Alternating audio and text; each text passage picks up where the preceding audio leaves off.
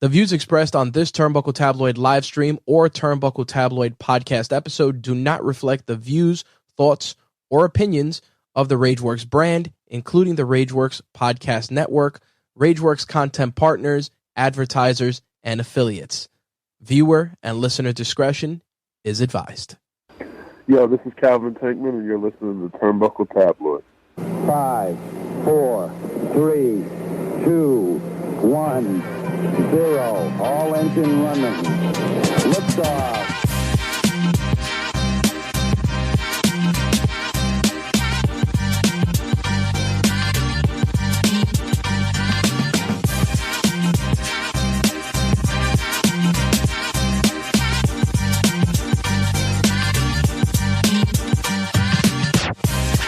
Wow, it's been a minute. I haven't done an opening salvo since last year. It's been a lot of content coming through the airwaves here. So I figured that I could pull back from the opening salvos for a few episodes with all the material that's been passing through our TMT hallways. It's been jam-packed with just moving and shaking and wrestling. So rather than just filibuster for a good 10 minutes and just take up some time, the content itself has been bringing you guys time. So other than that, I hope you guys had a happy new year and happy holidays. It's been a blessing for us to see a new year. We lost a lot of people last year, and just to see that we're doing another lap on this world is just a beautiful, beautiful thing. And take highest of all recognition to that, and do your very best to live day by day and live life to the fullest, right? But other than that, welcome everybody to another episode of Turnbuckle Tabloid. I'm your host, Mr. Ear to the Mat, the King of Talk Style, and as always, the Cheap Thrill and the Red Reddington of Wrestling, your boy, Jay Santee. Make sure you check us out on all the social media outlets. Check us out on the like and group page on Facebook. Make sure you check us out on the Instagrams at Turnbuckle Tab, as well as on the Twitter X's at Turnbuckle Tab. Also, be sure you check us out on TikTok, YouTube, and on all other platforms that's connected to the world of social medias, just like podcasting outlets. Check us out on Turnbuckle Tabloid. Be down with the fam. Download, subscribe, be a part of the vibe with Turnbuckle Tabloid. Spotify, Google Podcasts, wherever you can find us. YouTube Music as well, guys. We're on there as well. So check this out on all those podcasting outlets. But if not, you could always check out the family at RageWorksNetwork.com. RageWorksNetwork.com has everything under the sun in the podcasting world pertaining to whatever you're into. Honestly, we cover a lot of bases. We got Trek Untold. We have Toys and Techs. There's a lot of material there for you guys. So just check out the family at RageWorksNetwork.com for your ear tantalizing pleasures. And also be sure you check us out at RageWorks.net for reviews, previews, all things connected to the world of pop culture and geekdom. Video games, movies, TV shows, wrestling, of course, comic books, toys, whatever you guys are into when it comes to pop culture and geekdom. RageWorks.net has you covered, baby. We do it for the culture, baby. Pop culture, that is. Speaking of pop culture, this past week, if you guys have been living under a rock for the new year and such, there's been a high swell of media traffic that went along with a certain interview that occurred about a couple of weeks ago.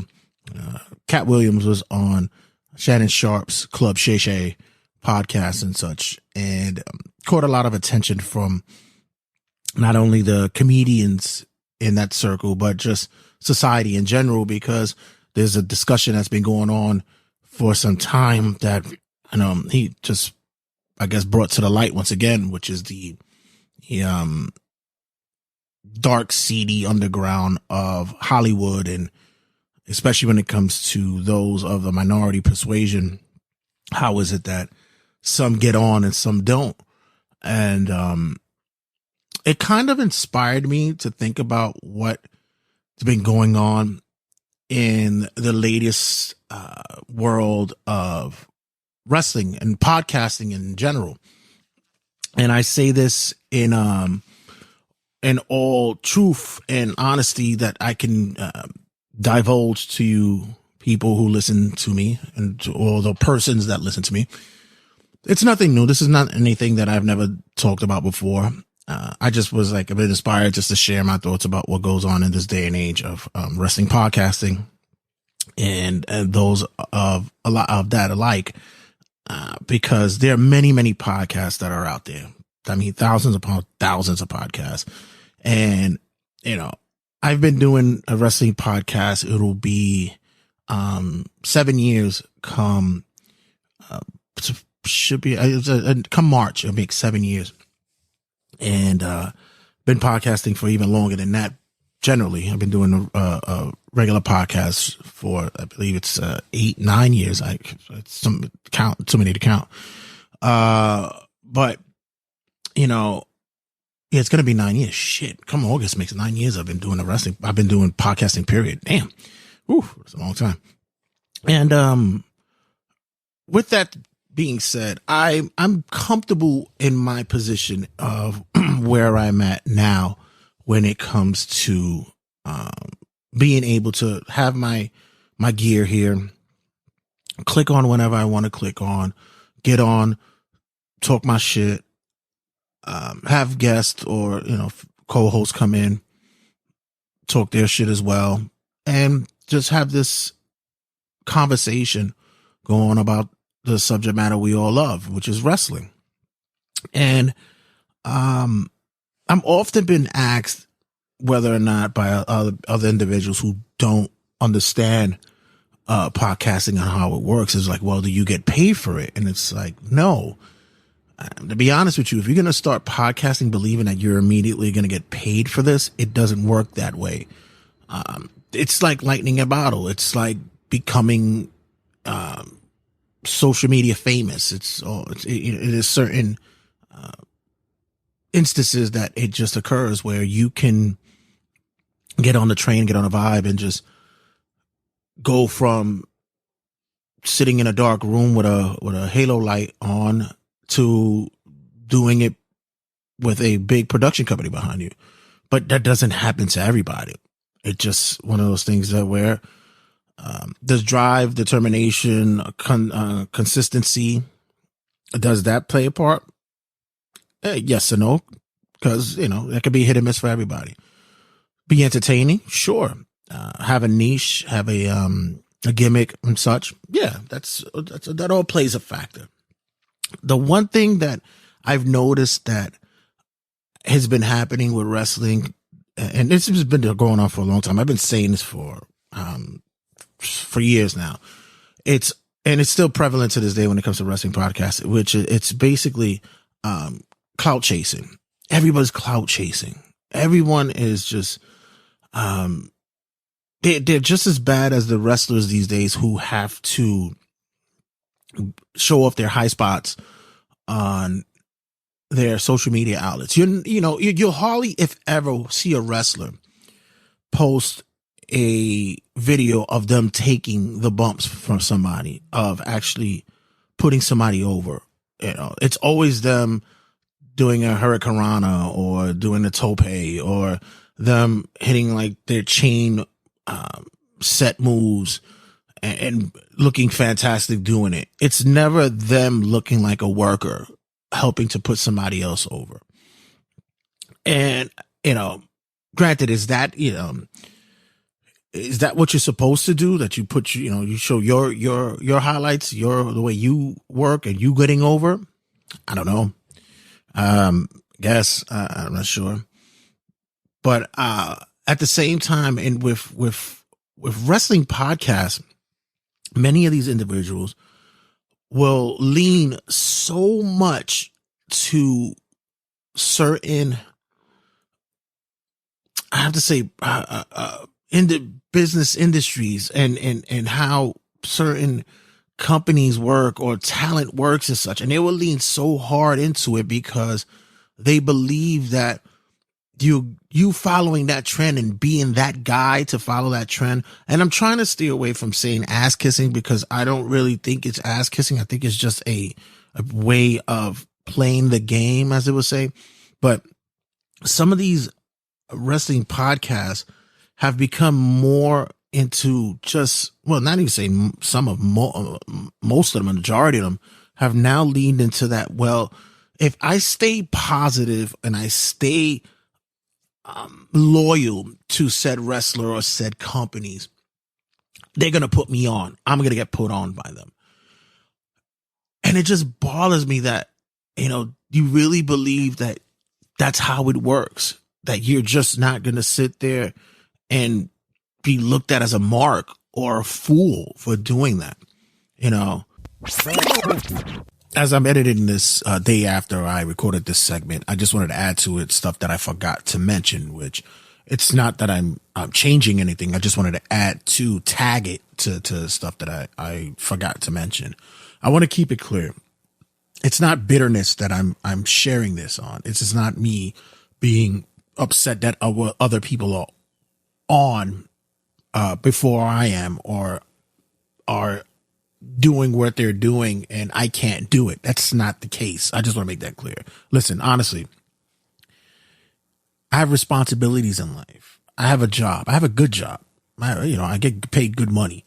I have to take care of a household. I'm a single dad. I do things, and I can't put my effort into the podcast, and never could I put the effort into the podcast that other people can do. And I acknowledge that, and I give, I pay homage and I give credit to those who can do it.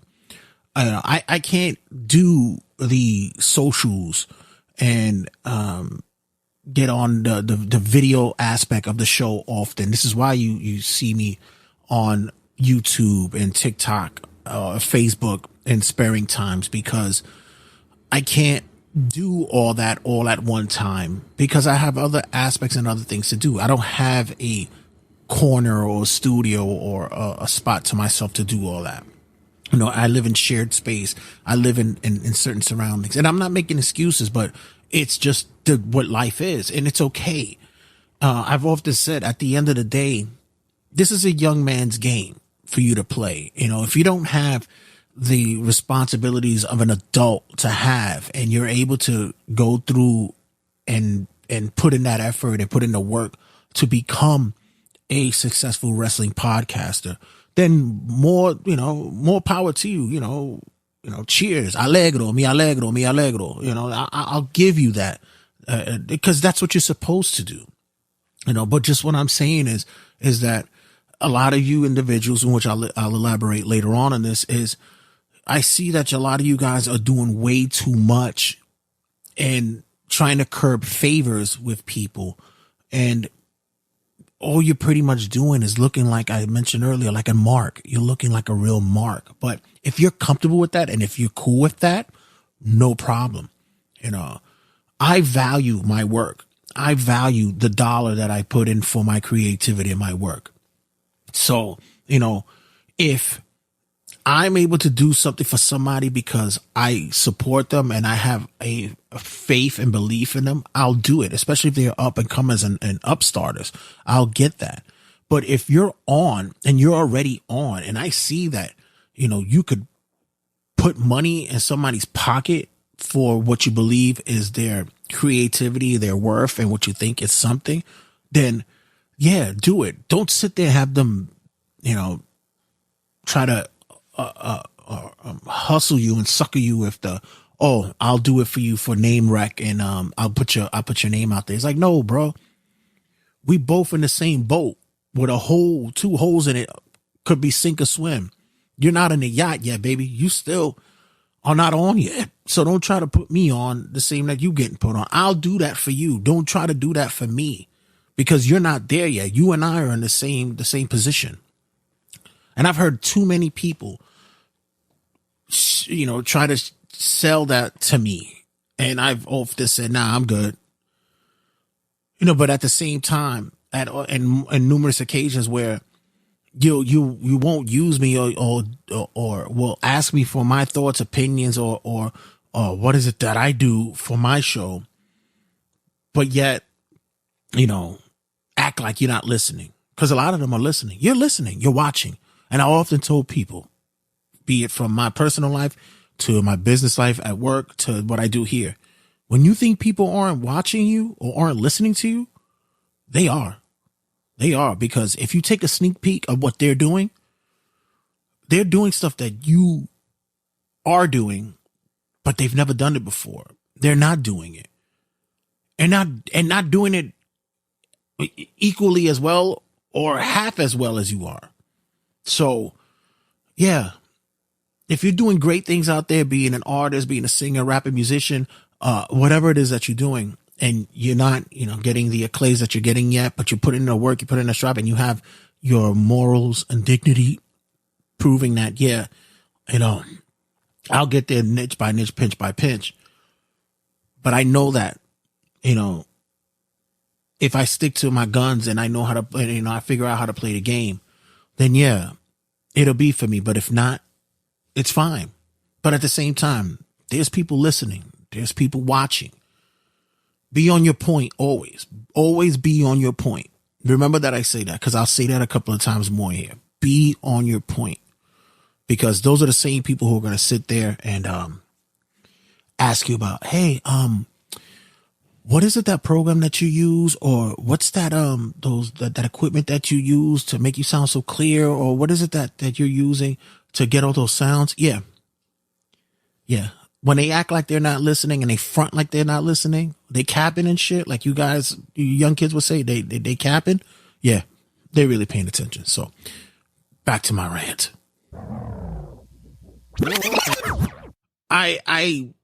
I show loyalty and brand loyalty to one thing, and that's Turnbuckle Tabloid and Rageworks. Pardon me. That's the family, and Rageworks as well, because without them, I wouldn't be on. So shout out to the boss himself, Rageworks, of course. But, other than that, when it comes to this, I show brand loyalty to TBT. And, are there promotions that I enjoy going to? Sure. Are there wrestlers that I enjoy watching? Definitely. But I'm also that individual that when the mics go on and someone's asking me my opinion, or even if I'm not on in front of a mic, if they asking me directly, did I enjoy something, I will tell them no. For instance, we were just recently at House of Glory's opening show this past week. And mind you, I get to be honest, and you guys already know, I've been following this company since day one. Many of you guys don't know that I actually did quote unquote commentary for their first show. I was a HOG backer from the day those doors opened. And the reason why I got put onto that was because of a man called Lorenz Dean, who put me onto shit because he was working with them. So I got in that way because, somebody knew somebody and they liked my ideas. They liked the way I sounded and such. And I got in that way.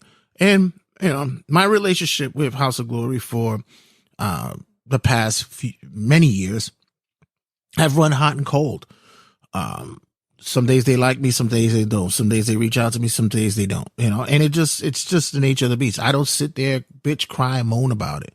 But at the same time, I'm also not going to sit there, bitch, cry and moan and still put them over when they need to be put over. No, this past show that they had was terrible. And I can honestly say that the show was terrible. And I get on the mic and say, I'll even say that, them having Santana as their champion right now is probably the worst champion that they've ever had in that building. But me saying that is not being outrageous or me trying to clout chase or get put on another level with negativity by saying that. No, I'm just being, my opinion is in being opinionated. And I believe it, that's what my heart of hearts say. And that's not going to stop me from going to their next show, just because they had, a hiccup, because we all have hiccups. That's not going to stop me. I've been going to their shows for the past, 12 years it's been. I've been, they all haven't been gold. It's either been, good, bad, or otherwise. But I will be at the next show regardless because I still support them. I know the talent goes in there, busts their ass as much as they can in there, but you're not going to have a hot show every fucking time. I've done 400 plus episodes shit, I'm about to hit 450 soon, and I'm not even counting specials and such like that. I'm almost at the 500 mark just for doing that, with including specials. But episodically, I'm at almost at 450. I'm going to guarantee you that probably most of them shows are not fucking great. You know, they're good, they're listenable, they're passable, but you know, some shit don't hit, some don't. Some shit hit and some don't. It happens. That's the way it is. But I say that because there are wrestling podcasters who seem to believe that them not sharing their opinion and being honest about it or being true to themselves about it is going to hurt their relationship with said promoters or said wrestlers and stuff like that. You know, I've been in conversations with wrestlers who I said, you know, maybe your gimmick is running a little dry, or maybe you should try to do certain things. And of course they could take it with a grain of salt because they'd be like, who the fuck are you? You don't take bumps. What do you know? But yeah, at the same time, I'm also a guy watching you. I'm also a guy who pays his ticket to see you. And I'm not sitting there to critique you. I'm sitting there to watch you. And if I'm not being entertained by what you're doing in there, well, okay, that's my opinion. But if I'm hearing it trickle down from individuals in the same room with me who will, you know, turn to me and say, wow, this fucking guy or this girl sucks. Well, maybe it's just not only my opinion. Maybe it's shared by others. But I know people who will press those lips, and regardless if promoters, the company, the wrestlers themselves shit the bed, that they will still press the lips just to be like, hey, I can't say anything negative about this thing, this entity, because they're going to put me on, you know. Then there's those who see the talent or like what you do, or put in, I've seen you put in your 10,000 hours in, because I'm roughly going to say that if I do the math, I think I've put in my 10,000 hours here in my podcast, roughly. I know a lot of individuals who've come to me and say, yo, Jay, you're a talented dude, man. Yo, you good. You know, I'm going to put you on when you get the chance, when I get that opportunity, I'm going to put you on. And I'll go, great. That's awesome. Believe me, I've been sold wolf tickets many times before. Some I've believed, majority I didn't. Even to this day, I still have individuals who say, yo, I'm doing big things right now. As soon as this happens, I'm putting you on. And I go, okay. And this happens in my professional life as well, at my job, where people see, you know, my anger towards administration and stuff like that. And I'm, you know, being held back or being, haven't been used properly, where I can ascend to other positions and stuff like that. And I've been told, yeah, you know, yo, Santi, when the opportunity comes, believe me, I'm gonna give you a call. And I go, okay. Believe me, I'm not waiting by my phone. I'm not waiting for that text. I already know that if I'm going to achieve something, if I'm going to do it, I'm not going to sit there and do it while waiting for somebody to just give it to me. Words don't put me on. Actions put me on. And sometimes it's a lot of people who you really have put your efforts into helping them out, or put your efforts to put them on to something, and they forget. And not to say that I did that for people because like I mentioned earlier, the clout chasing, like I need them to put me on. No, I generally do shit because if I believe in you, I believe in you. But at the same time, I'm also knowing that I'm not going to get it back. So when I do it, it's genuine. So if I'm ever going to be put on to something, it's going to be because somebody actually followed through with what they had said. And if that time doesn't happen, well, you know, que sera, que sera. You know, it's funny because if I go to these wrestling shows or, you know, and I've seen them, recognized, people know me. You know, I'm not fucking world famous. I'm not like a fucking JD from NY or a fucking Monster or fuck their names are and shit like that. Those dudes. I'm not like them. But, you know, I'm recognized. People see me. They be like, oh, you got that podcast with the weird fucking name. I know. That's another thing. I got a name that I've owned for years and people still can't fucking say it properly. Turnbuckle Tabloid. Does anybody know what tabloid means? Look it up. Go in a dictionary. Find out what tabloid means. You'll get it when you put it together. Go, oh, I understand what that means now. So, I've had individuals who've seen me and they recognize me and like, yo, you still doing your podcast? I see you doing the thing. That's good. Yeah, like, yeah, good looking out. And many times that itself makes me feel good. You know, hell, sometimes it's, you know, hey, let me buy you a drink. That shit like that makes me feel good. You know, just to know that they are recognizing and listening to that. My listeners. Well, by the way, shout out to you guys greatly who've been chiming in and listening to every episode, who's been or even my new listeners or new people who've been coming on to the social medias. Shout out to you guys who are new to the page, who've been interacting and getting news stories and getting hearing our opinions on a day-to-day basis. Love you guys and thank you guys for your support. You guys are awesome. Numbers have been crazy last year. We averaged about 350 to about 400 listeners per episode, which is big for me because, as I mentioned on one of my social media posts, I said, basically, I make sure to have this show sound like a professional podcast, like a professional radio show. And for the most part, the engineering is only done by one person, and that's me. You know, shout out to the boss Rich who tweaks it, who checks the levels, make sure everything's good or whatever the case may be. But when it comes to making the show sound like the show sounds like if you're listening to a radio program or an official podcast that has production behind it, yeah, the majority of that is done by me. So for you guys who I do that for, the 350 to 400 people that have been listening on the episode, I thank you very much, especially my peoples in Thailand. So I'm on Chartable, right? So apparently Chartable is tracking me, and apparently in Thailand, I have like the 14th, I'm ranked 14th in wrestling podcasts in Thailand. So thank you for all my people in Thailand for boosting up the Turnbuckle Tabloid. I guess you guys are aware of the googly-eyed, bald-headed, raspy voice, Brooklyn sounding kind of dude who talks smack about wrestling. Thank you guys. Let's get me to number one in Thailand. And then next is Iceland. We'll start from little by little, piece by piece. We'll get there. So yeah. So I'm just perturbed by certain things that come down when it comes to the wrestling podcasters and aspects of it, because I watch them, I look at them, and, you know, for the longest time, I sit there and I just was like, oh, okay.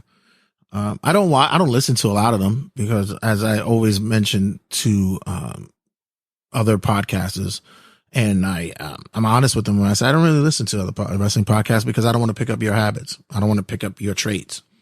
It's not being arrogant. It's not being I'm not being an ass about it. It's just that sometimes you pick up other people's habits, and sometimes I want to be inspired. That's why when I do stuff for this podcast, I don't get it from other wrestling podcasts. I get it from other areas. I get it from, like, when I'm listening to Countdown with Keith Olbermann, or I'm watching Dan Patrick, or I'm looking at other people on YouTube and see how they're putting their stuff together. Honestly, the only podcast that I will listen to is ones that I'm on, because I want to critique myself, that when I'm on somebody's podcast, that I'm not fucking up their show with what I'm doing. And that goes to be said when it comes to when I'm, the other stigma that I might have on me, because when I go to wrestling shows and I do appear in certain places and stuff like that, I am being me. I'm hanging out. I'm chilling. I'm doing me. And for the most part, people sit there and be like, oh, man, that nigga fucked up. He mad drunk and shit like that. But I'm like, I'm not. I actually know what the fuck I'm doing. That's one. I'm always on point. I'm always on my point. That's one. And number two, if you believing that you can't put me on to do something, commentary, stand-up interviews, help you in the back, teach you something, or, just get me involved in one way or another. If you believe because of that, because you might have seen me at certain shows and I'm inebriated and I'm just chilling and having a good time, whatever the case may be, then you know what? I'm not meant to work for you then, because anytime I did work for somebody and I did do business with someone, I always followed directions. I always did what I was told to do. I always was on my point. I was never getting busy while I'm work. Work is work. I'll save that for the after. Anytime I did something for somebody, but at the same time, I know that it still carries, a stigma like, nah, I can't put him on. He be getting too lit sometimes. And I'm like, okay, then just don't put me on then. I'm good. I'm good with that. But don't sell them wolf tickets. And don't call me when you need a favor. Don't call me, yo, can you put my show over on the next episode? Can you put my match over? I got a match coming up. Can't do that. I mean, I still get calls from certain individuals who ask me how I podcast and what do I do to make my show sound the way it does. They still call me. I still get calls from people about that. But other than that, guys, that's my rant. That was my Katt Williams for today. And I was just feeling it. I was in a moment right now. Mind you, I'm drinking ginger ale right now. What was it? The line? I don't need alcohol to fuel me. Alcohol does not fuel me. Man, much to talk about this week, ladies and gentlemen. We have Wrestling Rundown. God, what is Tony doing now? Tony Khan once again is putting his foot in his mouth. Jesus, Tony. Jesus. Can you just step away from the phone for a second? We'll talk about that and much more on the platter. And yeah, guys, don't go anywhere. Stick around. We got much to talk about. See you guys in a second. And please give a listen to this advertisement that's coming up right now, because it's very important for you guys that's in the New York City area or anywhere that's close by. You might want to check out this coming February. There's a big event that's happening in New York. Shout out to all the New York independent wrestling that's coming back, man. I'm happy to see that New York is actually making a push to return. New York City in particular is making a return to wrestling is making a return to New York City, man. It's going to be a fucking awesome thing to see, guys. So be a part of it, man. Other than that, guys, don't go anywhere. Stick around. We got much to talk about. See you guys in a second. Making its way back to New York City is Violence and Suffering. VXS makes its return to the East Coast, baby, in a big, big way. February 23rd at Queens Elks Lodge. Guys, you're not going to want to miss this one. Doors open at 7 p.m. Bell time's at 8 p.m. The card is stacked. No idea what's going to happen until you get in the building. On the card, we have Leo Rush going head-to-head versus RS. Also in the building, be Sammy Callahan, Ziggy Ham, Myron Reed, Dante Leon, Teriyaki, and much, much more. Guys, you don't want to miss it. VXS makes its return back to the East Coast, and it's going to be a banger. Make sure you get your tickets at thewrestlinguniverse.com. That's at thewrestlinguniverse.com. Violence and Suffering returns to the East Coast, baby. And we doing it big at the Queens Elks Lodge. February 23rd, guys. You don't want to miss it. TBT is going to be in the building. You should be too. Check them out. VXS, guys. The Arrival.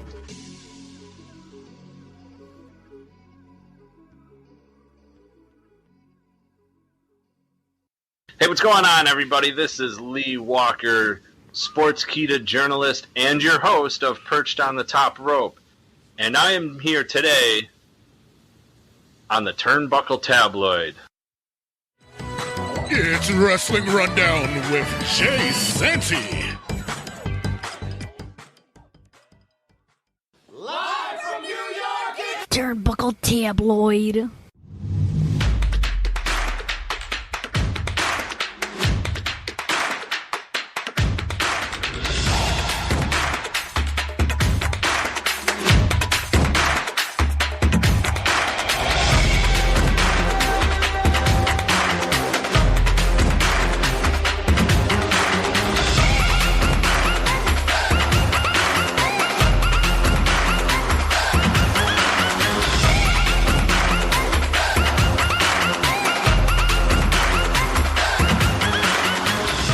Another week of wrestling is in the books, ladies and gentlemen. And of course, I would be remiss not to bring in our boy Homework Mike to sit in and be my co-anchor for this week's news report.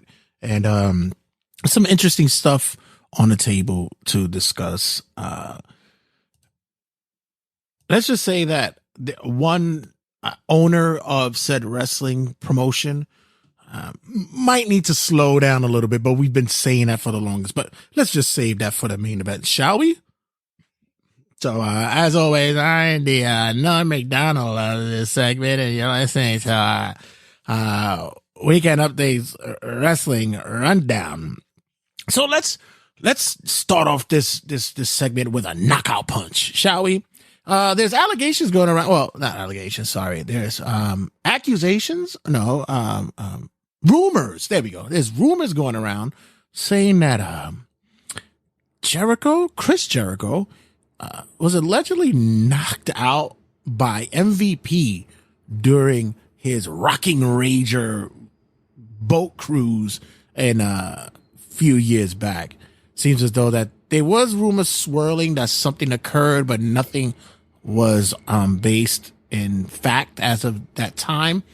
But after, all the stories that's been swirling around with Jericho and NDAs and stuff like that, it just seems like there's people who are throwing a little bit more logs to the fire.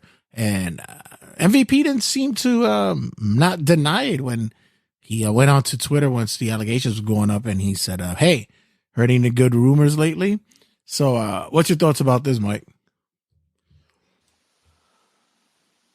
So I remember us talking about this incident like years ago when it initially happened, but it's always funny when certain things happen in recent news that old stuff gets dredged up again. Like why would anybody bring this up again? Only because the Jericho NDAs. So, well, apparently there was also an incident that occurred afterwards where MVP and Jericho had another confrontation. This was in part to a certain tweet that went political that Jericho posted, and MVP had told him, take this down.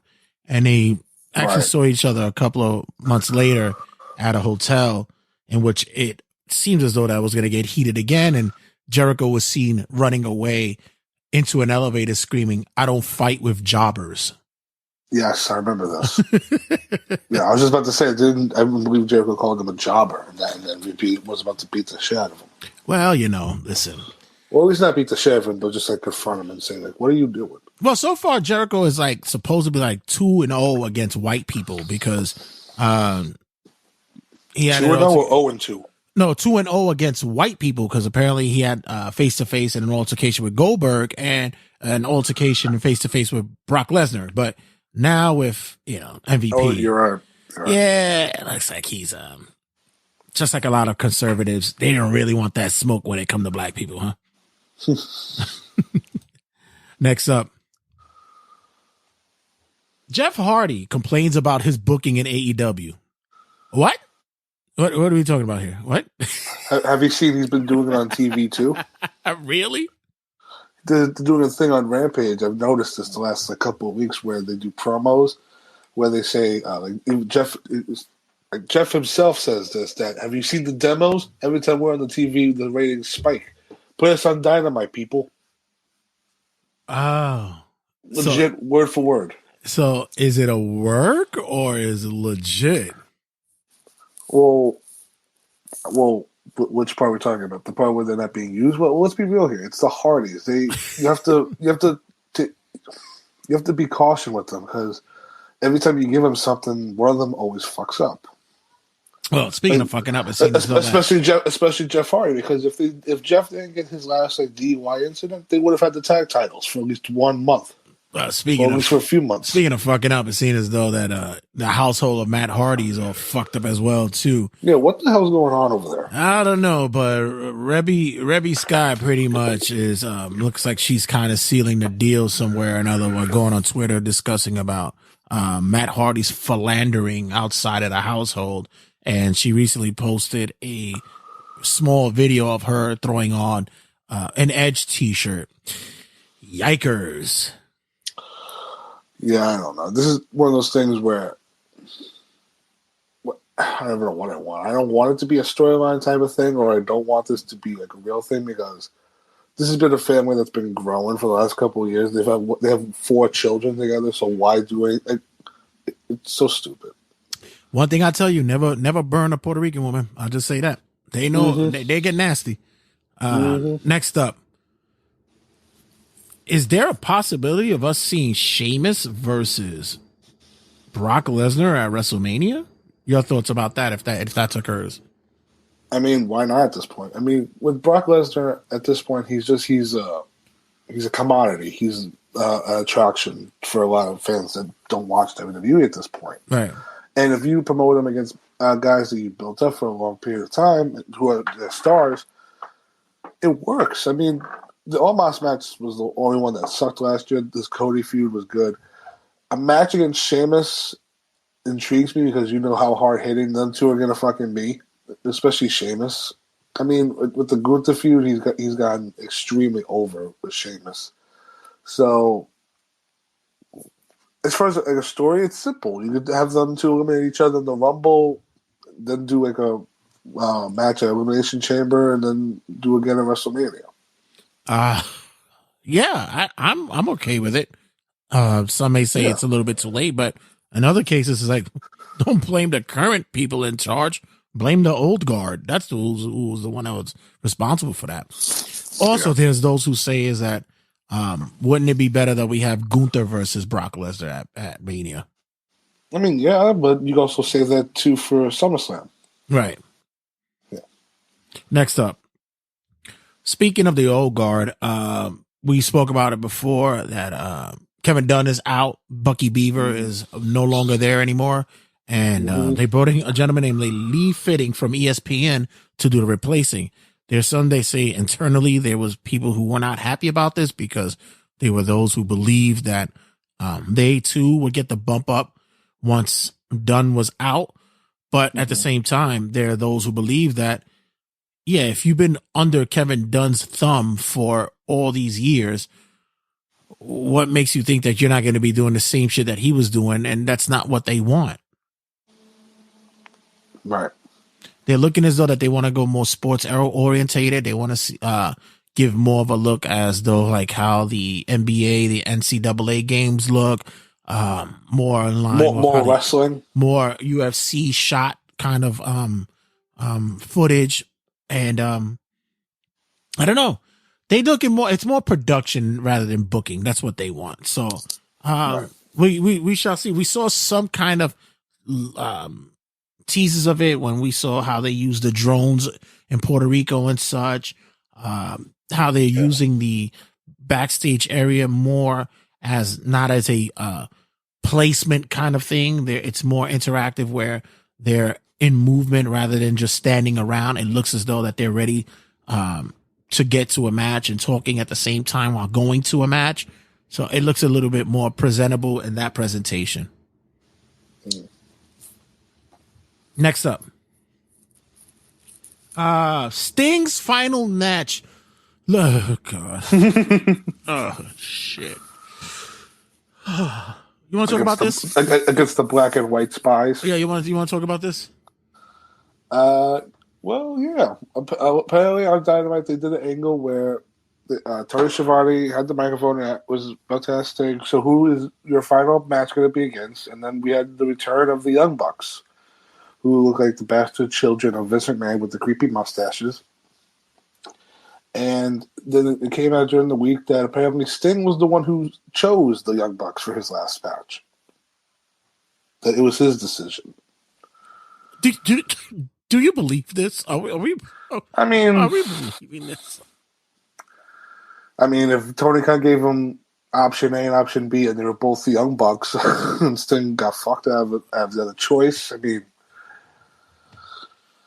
because so I was reading it, and they said the reason why they chose this is because remember that 6-man tag from Forbidden Door a couple years ago where Sting interacted with the Young Bucks.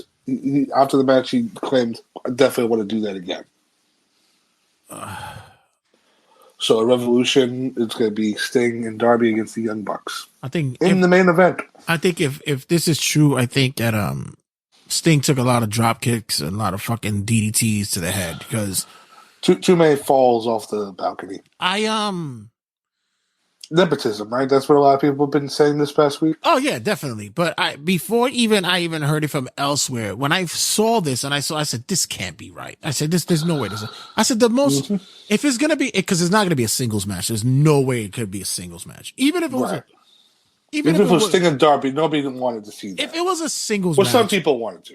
If it was a singles match, who would you want as a singles for Sting to go out with? Darby. Right. It would either easy story and easy way for them to work. Right. Be either Darby for me, or I would go out with someone who would really take care of him and would look out for him. And I think Edge would have done it for him. I thought that would have been fine. Yeah. God, we're not saying Ric Flair. No, we're not. We're not doing that. No one is saying that ever. Tag team wise, even before I heard other people say it, I said it loudly to other people. FTR is the most logical one. Right. And let me bring this up. What if they did a thing where Sting Darby said, "Why not for our last run go for the tag titles?" And they do a match it's like Starks and Big Bill or Jericho and Sammy. Oh God, don't even do that. Oh God, no. Oh, listen. But just the idea of like Sting's like this last rough, like Darby, you've been my favorite partner in the last couple of years. Right. Let's go for the tag titles. Right. And then let them win the belts, and then do a tournament type of thing for them. But just to say, like in Sting's last match, he became a champion. Look, I kind of agree with what Brian Last and Cornette were talking about because I just heard it last night, and I was like, oh God, I didn't even put that in perspective. The building's already sold out, and the Young Bucks were not supposed 15,000 alone just to advertising Sting's last match. Right. And it's in Greensboro, and that's basically WCW country. That's Stingtown. So that was going to easily sell out. But can we not say that the Young Bucks needed to get that gate, that they want to get that main event to get over and get that money for it? Yeah, and let's think about this too. As far as like character wise, like momentum, right? What have the Young Bucks really have done? Like the last time we saw them, they lost on pay-per-view. Like they're out of the tag title hunt, and they're not doing anything, and they come back with weird ass looks and a crowd that was like really like in the middle for them. Yeah, I don't know. I don't see that. I don't. It doesn't make any sense for them to be in that match. I don't get it, but yeah, it's. And they're gonna pull some quote from the book, like when they were growing up, they were such Sting fans. Meanwhile, we have not seen any of that on TV. Hold on, it's not going to translate well. Hold on a second. Hold on. Next up, I didn't have this on my rundown, but I just recently I just looked at this quickly because I was looking for something else. For the next story. But any case, he's really mad that Tony Khan wouldn't give him a job. FTR calls out Eric Bischoff as miserable. As of reporting, it says as though Eric Bischoff doesn't hold back when criticizing Tony Khan, and this will be the main event which I'll talk about. Bischoff recently said that ACW is becoming another TNA and called Tony a clown for the situation with Jinder Mahal. We'll talk about it in a minute. We get during an interview with Jeff Snyder, AEW tag team FTR, Dax Harwood, Judd and Cash Wheeler called Bischoff miserable podcaster who criticized Tony because Tony refused to give him a job. You got all these old time miserable podcasters like Eric Bischoff and some of the others who make a living just by going on their podcast and burying Tony in AEW when they know that AEW is a place where business is thriving. I think he's really mad that Tony wouldn't give him a job, and a few times he was there to collect a paycheck. Bishop saw the comments and posted a screenshot of Dax's old tweets where Dax wrote, "Thank you, Eric. Fan of 83 Weeks Podcast, weekly downloads on my phone. I steal a lot of your podcast formulas." You know, sorry, what? I'm sorry, what happened? So sorry. So apparently Dax Harwood goes on a podcast saying that Eric Bischoff is just bitter and miserable because Tony Khan wouldn't give him a job after Tony Khan gave some disparaging comments about AEW, how it's being booked. Dax makes a mention to say that he's miserable and upset because Tony Khan didn't offer him, Eric Bischoff, a job. Then Eric Bischoff sends a screenshot showing that Dax is actually a fan of his of 83 Weeks Podcast and says that he steals some of his formulas for his podcast. This narrative sucks. It's just silly. Like, it's getting annoying when people, like when the wrestlers and the fans are just calling out other podcasters, like people that have been in the business for a long time. Now, I will say for Eric Bischoff, does he have some valid points? Sometimes. I mean, sometimes he says something and you scratch your head like, wait, what? But meanwhile, it's like, when it comes to him and your Jim Cornettes and your Booker T's, because those are the three that was really getting attacked this past week, it's just like, what's with this notion of like, because Tony Khan wouldn't give you a job? Yeah, just because Tony Khan, you won't accept his money or he didn't want to give you his money, that you got to say something negative about the company. Meanwhile, when you look at the statement they're making, what is so, like, what's wrong with it that when they say it, it's stupid, but meanwhile, everybody under the fucking sun has been saying the same statement. Sorry, guys, if you hear banging, they're doing roofing in my above my apartment. That's Tony Khan trying to get into your place. It's the angry listeners who don't like my commentary on AEW. No, it's look. I mean, you can listen to anybody you want. I mean, you listen to this podcast, right? We have our own opinions, but like this whole notion of like just sending clown emojis. Meanwhile, Eric Bischoff, you're like 60 years old. Why are you sending clown emojis? Just use your words. Just so stupid. Like the whole the quote that always kills me is, just because he didn't give you a job, just because he didn't give you a paycheck. I don't think Eric Bischoff is hurting. Do you remember the money. pandemic era when this man was around the whole time? Right. And he was like the moderator for your Jericho Orange Cassidy debate. He was there for the Sabian Penelope Ford wedding. Like when you brought him in, he had no problem bringing in. But when he says something that you don't like, that's like, oh, the narrative's now you didn't want to work with us, or that we never wanted to work with you. Like, it's so stupid. Well, that and the fact that this was a guy who was able to float from show to show, because not only did he do AEW, he also worked. He was on WWE TV most of the time as well. So, I think he was able to collect a check from time to time. He was able to pull that off. Yeah, they really must not like what I'm talking about here. They're really upset about that. But yeah, I think that this whole thing. And look, I'm in case you guys don't know, I don't think Eric Bischoff is really hurting for money.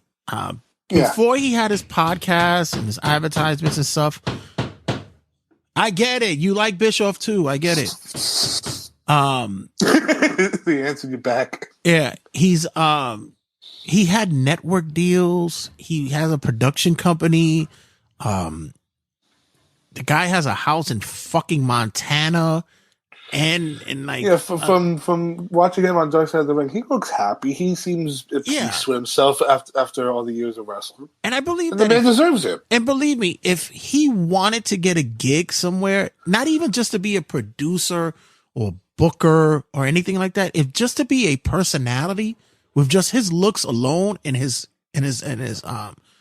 ability to communicate, and convey some kind of emotion from the fans, I think he would have been able to get a gig. I think he's fine. I really think that he's fine. Jay, let me ask you this. Do you remember the last gig that he had under contract? Which was... I remember. Do you happen to remember what he was supposedly supposed to do? No. He was going to be the writer for SmackDown when they went to Fox. Oh, right. He was the head writer. Right. He had the head writer gig there, and he lost and then it. They did the draft, and then a week later he got fired, or they let him go. They let him go, and they replaced him with Bruce Pritchard. And he took the blame for it because he said, I didn't have the passion for it. He says, I wasn't motivated, and they did the right thing by letting me go. And he says, that's when I realized that maybe I'm not cut out for that anymore. I get that. And that's what that is. He's not a young man anymore. Yeah, he's 63 years old. Yeah. So, this whole belief that, they're just mad because they didn't give him a job. That narrative needs to go away. I think it's just that whole, I got to support my brand, but Dax. Yeah, that's fine. But just use, if you want to bash somebody that's bashing you, use another argument. Enough with this. Oh, because you didn't get a job. Right. It just sounds silly. Next up, this was interesting. This was a story that came up by a DJ who was at All In and Wembley, who apparently was there when the CM Punk and Jack Perry fight broke out. DJ Who Kid from Shade 45. Was this the guy at TNA Hard to Kill? Yes. But Who Kid is actually a funny dude. He's part of the Aftermath, and he's with DJ for 50 and Eminem as well. He's been known to people. He's cool people. Apparently, he's been said stories where 50 and a couple of dudes smacked the shit out of him for saying dumb shit. He's okay with it. If you guys look him up, DJ Who Kid, Howard Stern on YouTube. He has actually a pretty funny interview on there where he talks about he has 2 Asian kids. He calls them Ken and Ryu. Any case, so All In. he talks about an All In where he was there when the incident occurred, and as per his quote, he says, "Yeah, you already know what happened in the back. It was a straight ball city. I'm not going to talk about that. Blood and killing and death." And he laughs. This is on a Jim and Sam show. "You might as well say it. I was right there. We were next, and they put us in ready to go. It was a moment for AEW, and I guess CM Punk tried to sabotage that moment. He wasn't trying to go out there. I'm in the middle, you know me, and I'm on the fly of the wall. It was very intense. I always thought it was fake shit, but it's more real. The shits that's crazy is that there was a yelling moment where Samoa Joe was like, 'Yo, fuck this shit, and and this is our moment. Everybody, get the fuck out there and do your shit.' By the way, he said he didn't say Samoa Joe. He said, that Samoan Hawaiian looking dude." Close enough. He said, "I was like, I don't wrestle, but I was about to go out there. It was just like very intense. I always respect wrestling after I saw that. Blood was everywhere from that match before. They came in and they were bleeding. I was like, yo, what's going on around here?" He also mentioned to say that, which was not on this in this article, was also mentioned in another article where it was said that Tony Khan screamed at CM Punk, "Why are you ruining things? You're making things bad now." So much for a safe working environment. Jay, do you remember back in the early 2000s when the WWE used to do those commercials where like I was there, like, right? When Brett got through, I was there when Larry the Dog bit Kenny Omega. I was there when just throwing all the bullshit stories of the last couple of years. I was there when Matt Jackson got hit in the head with a chair. I was there when Jericho said the N-word. What? Yeah, I was there when Ace Steel bit Kenny Omega. It's just This is hilarious. Samoan Hawaiian dude. It's funny because somebody posted this on a page and was like, "Yo, facts is facts," and I'm like, "No, that's not." Did facts. you read the quote? Yeah, I was like, "No, it's not facts." That's the first, and I had to write to them. And sometimes I have to hold myself back, but I can't.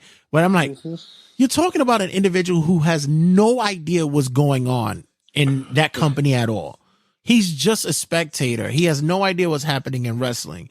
And you know what the funny thing is? That whole quote is Right. pretty much accurate to the actual story. Just that it's coming from him and he's calling him a Samoan Hawaiian dude.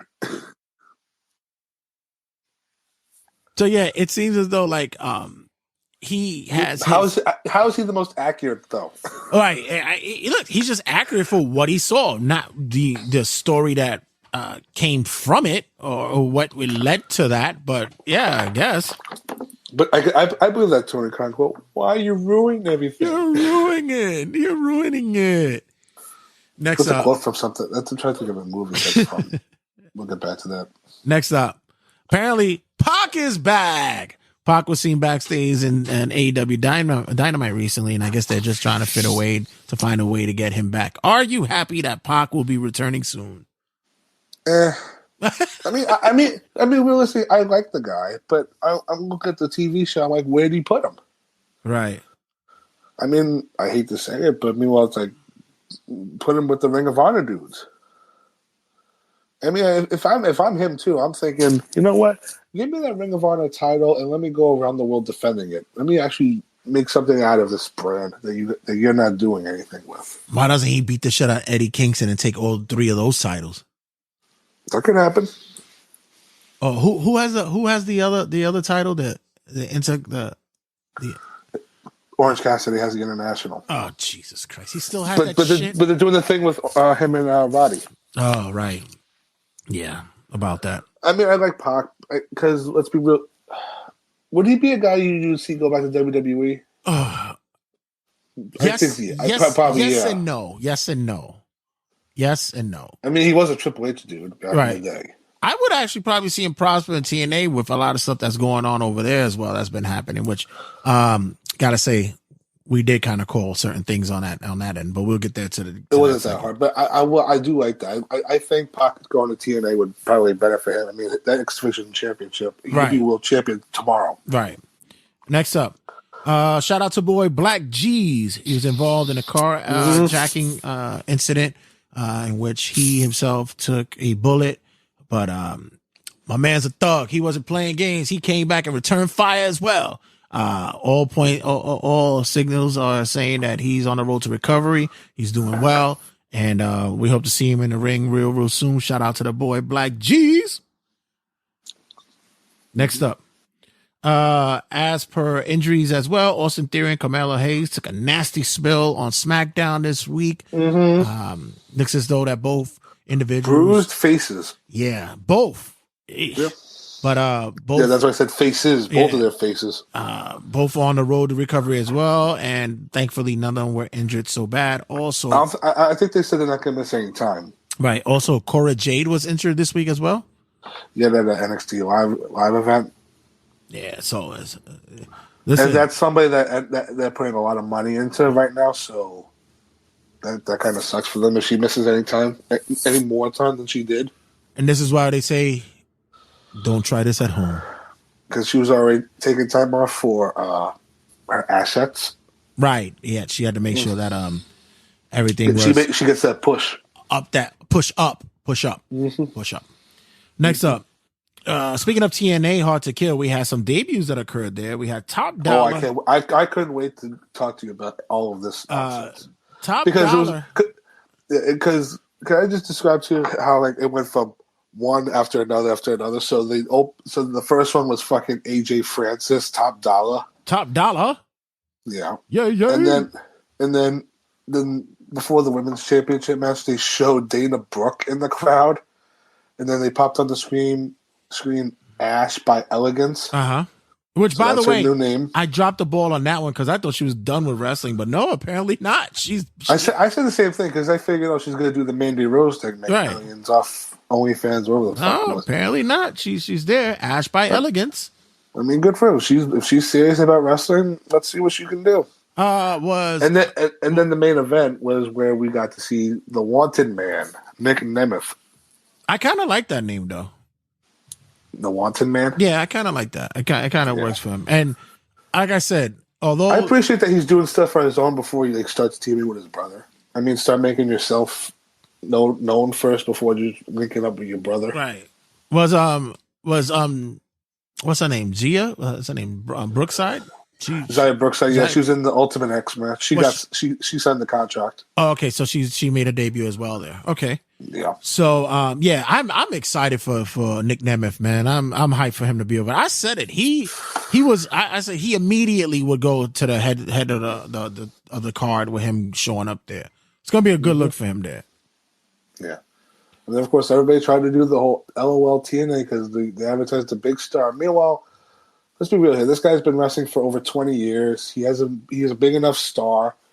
And like, what did people think TNA were going to do when they said big star? Like, this is the biggest star they could grab. And that's it's not a bad look. Like I didn't see anything wrong with it. I didn't like roll my eyes at it. I was like, yeah, fuck that. It makes sense. I've been a Dolph Mark for years, so I'm good with that.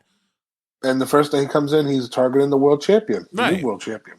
So I give TNA a solid thumbs up on all these moves because it's TNA. What do you expect them to do? They have a solid roster already with Speedball. They have Josh Alexander. I do hope they get they sign Alexander Hammerstone because his match with Josh Alexander was good. Right. I think that moving forward, the roster looks good, and I think that with the possibility of them going onto the streaming service and such, will actually be more beneficial to them, if anything, moving here on out. If they go to a streaming service, I will participate in that. I'm good with that. Mm-hmm. I would watch TNA more because apparently, like, I think their access deal is done or it's going to be done soon. So, right. Yeah, that's actually a cool look. I think it's better for them to get off TV. Sounds crazy. Get off TV and just do the streaming service. Right. Plus, they also still have the deal somewhat with Pluto as well, so you could always catch matches there and catch up on stuff there. Also, and the streaming service is linked to WWE too, which is very interesting as well. Also, debuting in other places, Jack Perry pops up in New Japan Strong and apparently rips up his AEW contract. What is that about? He escaped Jumanji? Ah, yeah. Rumor has... he actually looks more like his father these days.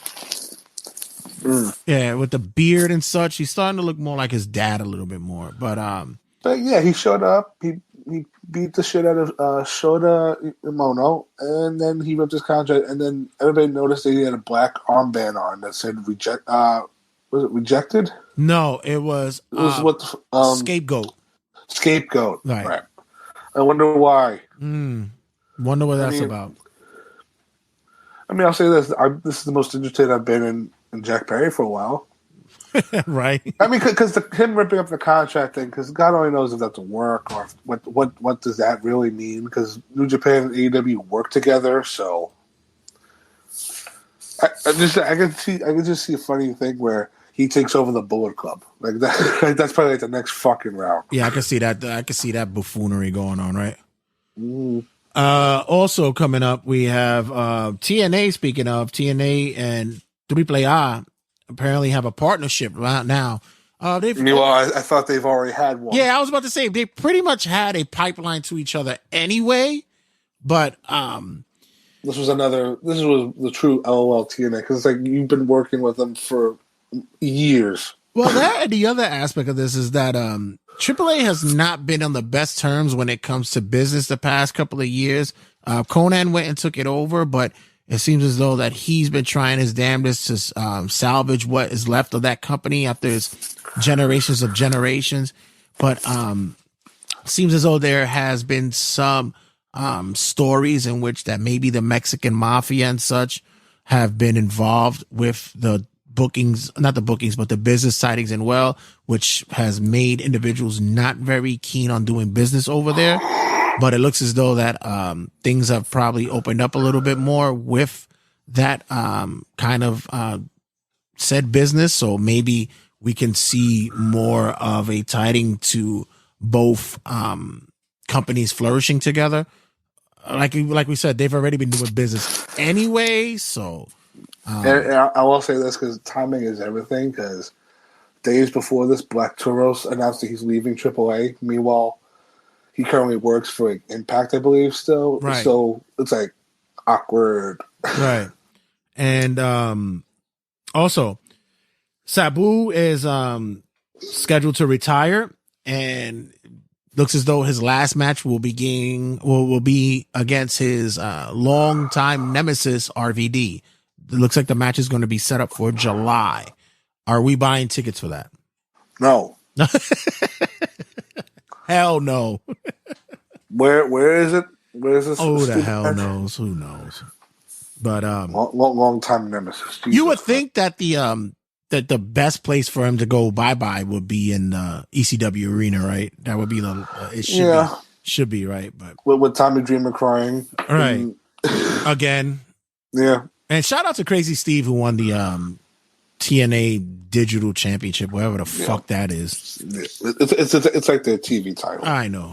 And before we go into the main event, what's your thoughts about AEW piping in the music and the cheers for Jericho lately? To avoid potential boos and NDA chants. Right. I mean, if anybody believes it's for something else, you're out of your mind. Why won't they just lean into it? Don't lean into it. Yeah, just lean into it. Just let them drown? Yeah, let them be the sex gods and just lean into a little bit more. Be manly about it. I am disappointed in the wrestling community because during that match on Saturday where Jericho and Sammy challenged for the tag belts, there was a point where Jericho put a cone on top of his head and did a goofy smile and a stupid laugh. I was waiting for the internet to just like Photoshop like dunce or like rapists or like stupid shit on the fucking cone. And they haven't done it? No, nobody has capitalized. Yeah, you guys suck. You're right. Yeah, but it's also Tuesday. And also, nobody watches Battle of the Belts. Good call. You're right. Whoever can watch Collision, tune the fuck out. Right. And leading up to the main event.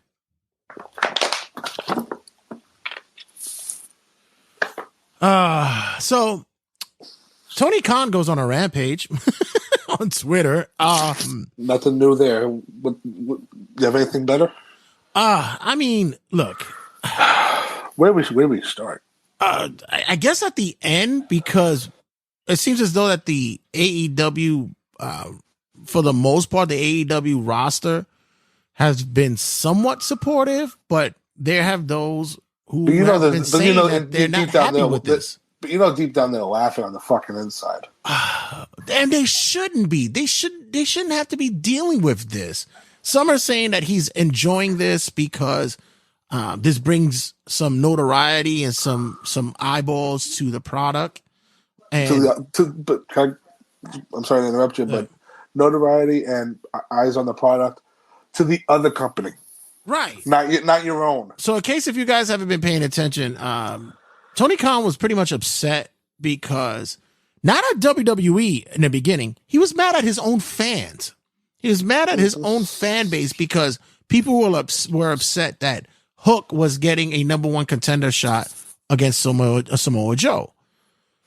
Meanwhile, I saw none of that.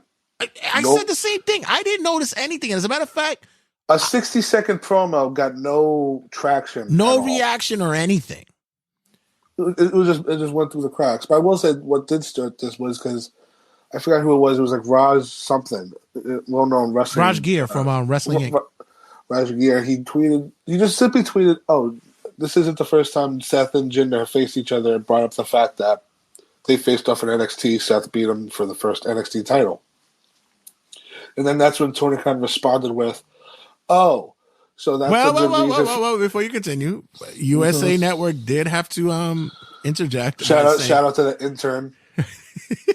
And not only that, the Fox affiliate, the WWE on Fox. They tweeted about the Jacksonville Jaguars, like right? Tickets. The playoff tickets are available. So it's funny to see that even like the network heads of their social medias are fucking with him. It's fucking hilarious. And that he bites into this shit. Because I was watching the Jim Cornette clip last night so I could get all this shit stuck in my head. But Tony Khan used to be one of those shit posters on the forums. Well, yeah, he was a mark. He did like the rest of us would do. But when you have a company, that's when you have to kind of tone that shit back a little bit. Oh no, because once again, he wants to be a people person. He wants the people to believe that we are alike. We're the same. We believe the same thing. I go on Cage Match Daily and see what match ratings everything is. Which, by the way, who the fuck really goes on? I've gone on Cage Match just to like once every 5 years. Exactly. Like I would go through it just to see like did that match happen? What was the rating for that? Not even a rating, just when did it happen? Like when we were doing the nominees for the categories and stuff, I would check it to see if that was an accurate date or whatever the case may be, right? Yeah, you look like what's the top 5 worst matches the past year? Who the fuck sits there and actually goes through Cage Match? It's like the same thing of actually fucking taking what Meltzer or Alvarez or Sapp or even Cornette and Bishop, they say like it's fucking gospel. It's all Mark shit. Like, come on, guys. And that's what Tony Khan responded with. He goes, last time I checked, Jinder Mahal has been 0-something for 364 days of the year. Why? Meanwhile, Hook has a 28-1 record. And I see nobody complaining about him challenging for a title. But why is why target the fucking talent? Why are you doing that? Well, that's what the fans attach to that because here we go because then Tony Khan tweeted like where's the double standard my ass type of thing. Like when people get mad about Jinder Mahal, people also are not people praise Jinder Mahal getting a title shot, but get mad when Hook gets one. Nobody did that either. Like nobody praised that Jinder Mahal. People didn't know that Hook was asked for a world title shot, and 2, people were mad that Jinder's getting a title shot. No, but all honesty, no one. What Twitter were you looking at, Tony? Okay, in all honesty, you and I, and probably like a good handful of us, maybe 2 handfuls of us, who actually really like have a sense of wrestling or have a conversation about wrestling or talk wrestling. We know that a match between Jinder and Seth Rollins is only done just as a filler to continue a story until the main story comes. You throw together matches. It's just like, and I have to do this because, this is my era. This is when in the Hogan era, I would watch fucking Superstars of Wrestling and Hogan would have a match with like fucking Moondog fucking 1. Like, we knew that he wasn't going to win the title. It was just a filler story. It was just a filler match to have just so that you could start building up the main title. The problem, you and me looked at the Jinder thing on Raw and we said, okay, this is a small little thing for the Rumble. Right. One TV match and then probably to do another rematch at the Rumble and bada bing, bada boom, it's over. Now, this isn't a Jinder push. This is just to troll people, which, you know what, it's working. And you know what, good for Jinder too, because he could be boring and he's not that very entertaining, but you know what? He does give it 100%. Right. So even still... And also, it's just a random thing for the Rumble. Yeah, but even still... Even if it goes towards the Rumble. But why attack him? Like, you're attacking him. This was such a fruitless argument to have. Why attack him? And then, now you got to get other people involved. Like, he talks about... Who Abaddon got involved in this. 2 people had to bring up, why the fuck did she get a title shot? And then Tony had to go on Twitter and say... Oh, but she won a 4-way to earn the title shot. How the fuck did she get in the 4-way? That would have been my question. How did she get in the 4-way? She should have been in the 4-way. She just came back from wherever the fuck she was at. How did you allow her to get in the 4-way? If you want to be technical, you had other women. If you want to go by records, right? And you had other women on the roster who had been working, X amount of years or weeks or days or whatever the case may be. She's coming back. She should work her way back. You automatically give her a win. And once again, you give her a win. This is not a real sport, ladies and gentlemen. Yeah. Wins and losses are predetermined, motherfuckers. Yeah, you're. It's like Jonathan Coachman has said. He made a comment about it. He's like, Vince McMahon could have made me a champion if he wanted to. And there were several chances he could have. Yeah, you're looking at this way too deep. It's. This is why. When at the end of the day, when us fans look at wins and loss records, it does matter to us because some of us do question like, why do they get title shots? But at the end of the day, it is wrestling. This shit is fake. None of it's real. All of it, at the end of the day, is just based on storylines and how you know what I'm trying to say. The wins and losses do matter in a certain aspect, but it's not supposed to be meant to be this serious, as an NBA or the NFL right. or any real life sport. Okay, so let's look at it like this, right? Yeah. There's no such thing as jobbers anymore. That notion is gone. We don't have jobbers anymore. So easily those records could have been inflated greatly because of jobbers, right? Okay, fine. Mm-hmm. When it comes to statistically about wins and loss records, your thoughts, are there people with more losses or more wins on a roster? More losses, realistically. Right. You would believe that there's more losses, right? Right. Because the individuals that you want to put over would have the most wins. They'll have a fucking splendid record. You look at MJF, he's probably lost maybe 3 times in his fucking career in AEW, 4 maybe and such. Pretty much, yeah. Meanwhile, on the independents, he probably lost all the damn time. Right. Yeah. So because guess what? When he's the heel, and usually most of the time, heels lose. Right. So, and that's the other thing we look at. Heels will lose. They have to lose. That's their job. They have to lose. Faces will win in certain circumstances, but heels have to lose. It's the inevitable. Now, look at Hulk Hogan's record. He probably has like 1 million wins. Even as a heel. Hogan, he's never lost. He never lost. He never dropped the belt. He accidentally lost or had to take a 3 count. Hell, he almost screwed over Ultimate Warrior during WrestleMania 6. He fucking kicked out like a split hair after the 3. But he knew when he didn't see that dying child at Wembley. Oh, when that happened, right? Back to Tony Khan. Oh, please! When the Will sends me a story about he said about when the night Bruiser Brody died, and he talked about it like if he was there, and it's like I was there. No, he talked about how when Vince went to Puerto Rico and him and Savage were in a hotel room, which by the way, Savage never liked you, dude. Like let's get that clear. You two were never in a fucking hotel room. He never liked you, and a man knocked on the door with a gun in his hand and said, "Don't ever come back here." And he said, "Brother, Savage and I just jumped on the next plane and we flew out of there." A couple of weeks later, Bruiser dies in the locker room.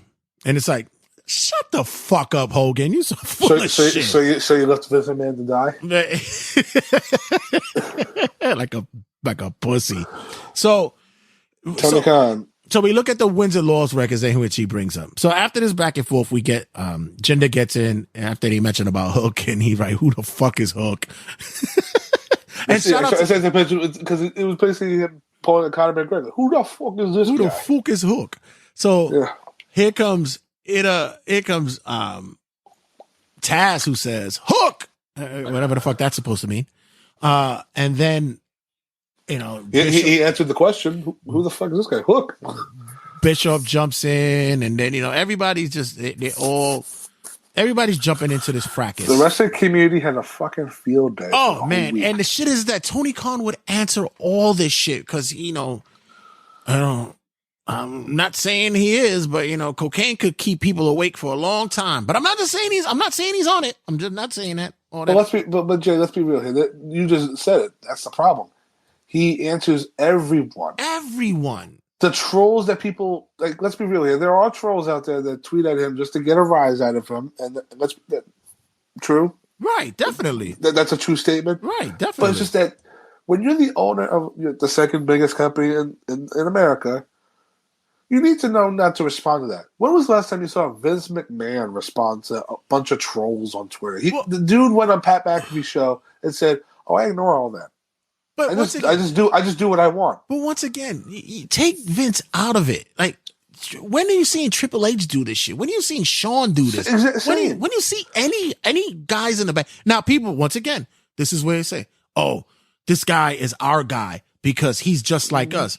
No, he's not. He's a fucking billionaire. He's nowhere near us, dude. He's nowhere in our world. See, while we're sitting here having to wake up, he's not worried about starving or worried about paycheck to paycheck. Yeah, while I'm sitting here doing a fucking podcast, hopefully somebody hears it and says, "Hey, you guys sound cool." By the way, we're 17th in Thailand. Shout out to Thailand. Love you guys. Thank you, Chartable, for letting me know that. 17th in As a matter of fact, no, as of last week, 14th. We went up 3 notches a week. So shout out to Thailand for the love. With that being said, he's not worrying about fucking having to wake up the next day after doing a podcast and getting to work on time and shit and busting his balls. No, he gets up, fucking fluffs his 30 by 30 bed with fucking with animal, sleeping with his money, with fucking alpaca pillows, sleeping on a bag of money, and gets up and pulls up in his Maserati to fucking Daly's place and goes, "Okay, who could we book for next week's show? Somebody pull up Cage Match." What the fuck? I mean, come on, guy. We're not the same, dude. I did hear that he bases booking around a Cage Match to see what people like or not. We're not the same, dude. At the end of the day, everybody, even to this day, even fucking Meltzer, you're old fuck, and I say it to this day, you old fuck, is still shining this guy's balls because either WWE scorned you or they don't want to do no fucking business with you anymore. So you have to go somewhere else. It's the latter. Yeah. And now, Tony, I mean, when you watch the media scrums, how many times do you hear, "Oh, Dave Meltzer from Wrestling Observer"? Hi, Uncle Dave. Hi, Uncle Dave. Yeah. So, and also, if they ever did that and a wrestler did call him Uncle Dave, Triple H would have that wrestler fired tomorrow. They were exactly, and they were, or if they didn't say it sarcastically, it's like yeah. And then there's also there were people who was they were trying to be assholes about it. Said, Look at how great Tony Khan is. He put over a wrestler that's not even in his company. Why don't you put over a wrestler that is in your company? Let's try that. Or someone that you've been pushing consistently. Let's try that. Let's put Hook over. Let's do that. Yeah. Hook has also, if you want to put over your roster, send a tweet out about Swerve Strickland. Hook has like he's going to make history. Like say right. Like Swerve looks to make history this year as the first black world champion. Like say random shit like that. Hook is 28-1. Right. 26 of those matches were fucking non-televised and shit. Well, if you could, Rampage, whatever the fuck. But guess what? Nobody watches Rampage. Right. And he fought, you might as well say the equivalent of jobbers. So, like, half the time when we see Hook, he's in the corner of Danhausen or Orange Cassidy eating a bag of chips. Right. And also, he's wearing a hoodie, or he's just random. I mean, the thing they did on Wednesday, which I sent you the clip of, when they did the Hook signal in the sky, and they put the Batman theme over Jesus. it. It's like that just shows that they're trying way too hard. But you know what? I'm interested in seeing Hook and Samoa Joe. You know what I want from Hook and Samoa Joe, honestly? Squash. 2-minute match. You want Joe to beat the shit out of him. 2-minute match. Get it over with. But and they won't make Hook bad. You know why? Because it's, if you want to build, he's too arrogant. No, not even that. You have booked him to be 28-1, and everybody pretty much knows who he Tony has said that, it was his own community who had problems with that. He had it too easy. He only had easy matches. Yeah. What match you've ever seen Hook go more than 10 minutes in? None. So let him have a match with fucking Joe. Joe squashes him, and later on down the line, he gets his redemption match because he has to work back. He has to work his way back. Right. That's how you build up a fucking star. Shit. Yeah. Tony. Everybody says, if you have the money, what would you do? Everybody be like, not what Tony Khan is doing. Invest, save money. I mean, Jay, come on. Not pick up everybody that fucking WWE dumps. Let's be real. Yeah, but Jay, let's be real here. Tony Khan's been quiet for the longest time. I mean, the last time he had a little Twitter meltdown was when Christmas. When they put up that when they sat the NXT show with Cena, Taker, and Cody Rhodes, and then afterwards Tony Khan goes, they call Triple H and Shawn Michaels bald assholes. Yeah, like what the fuck, you know? And then people remember when they when fans photoshopped Booker of the Year, put Shawn Michaels' picture on it, and Tony Khan flipped the fuck out. Oh man, please! Fucking Disco Inferno had the greatest fucking tweet back here. The best comment. He says, "Dear God, don't let's not see what happens if he doesn't win Booker of the Year." Somebody got sharp objects away from him. Exactly, sharp objects, drugs, and alcohol. Take the shoelaces off the shoes. He's gonna be like checking into my hospital. Excuse me, Mr. Khan, we're gonna need your shoelaces and your belt, please. That's gonna wrap it up here from Turnbuckle Tabloid's Wrestling Rundown. Our boy Whole Milk stopped by. Mike, where they could get us at? Where they can find you at? You can find me at M_Santino530 on all social medias, and for Turnbuckle Tabloid on Instagram and Twitter, it's at Turnbuckle Tab. All right, guys. When we come back, we have a big conversation with our boy M2 Inc. M2 Inc. stops by to discuss his breakdown of what he did for his best matches of the year. Check him out. The boy has 25 matches out there in the win. Check him out there. And he also discusses what's going on with AEW and his thoughts about Jericho and his NDA. So guys, don't go anywhere. Stick around. We got much to talk about. See you guys in a second. Yo, this is Big Hodge and you're listening to Turnbuckle Tabloid. Once again, my people, we bring to you the segment that's your favorite and especially mine. You know, the segment that calls out the fiendish and dastardly beings that work inside and outside of the ring. That's right, ladies and gentlemen. This week, we are bringing you back Heel of the Week.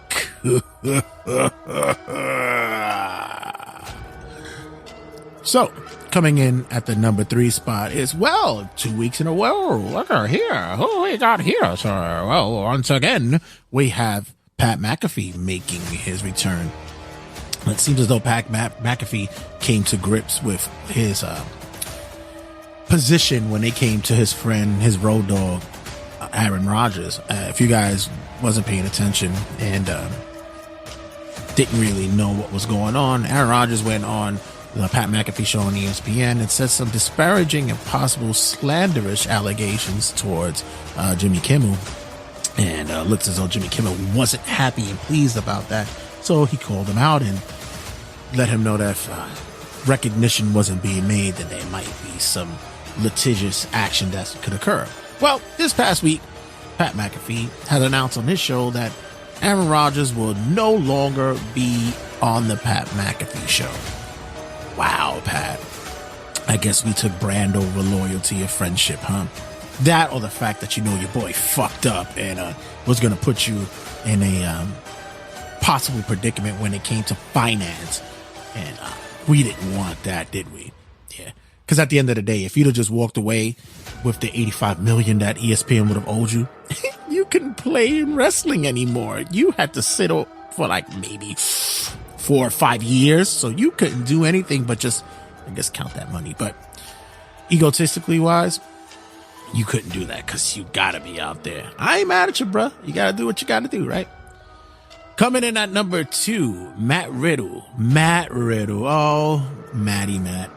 Seems as though that you've been smoking a little bit more than you can take, I should say, because some of those inhales and that cloud that formulates in your head seems to bring out these stories in you.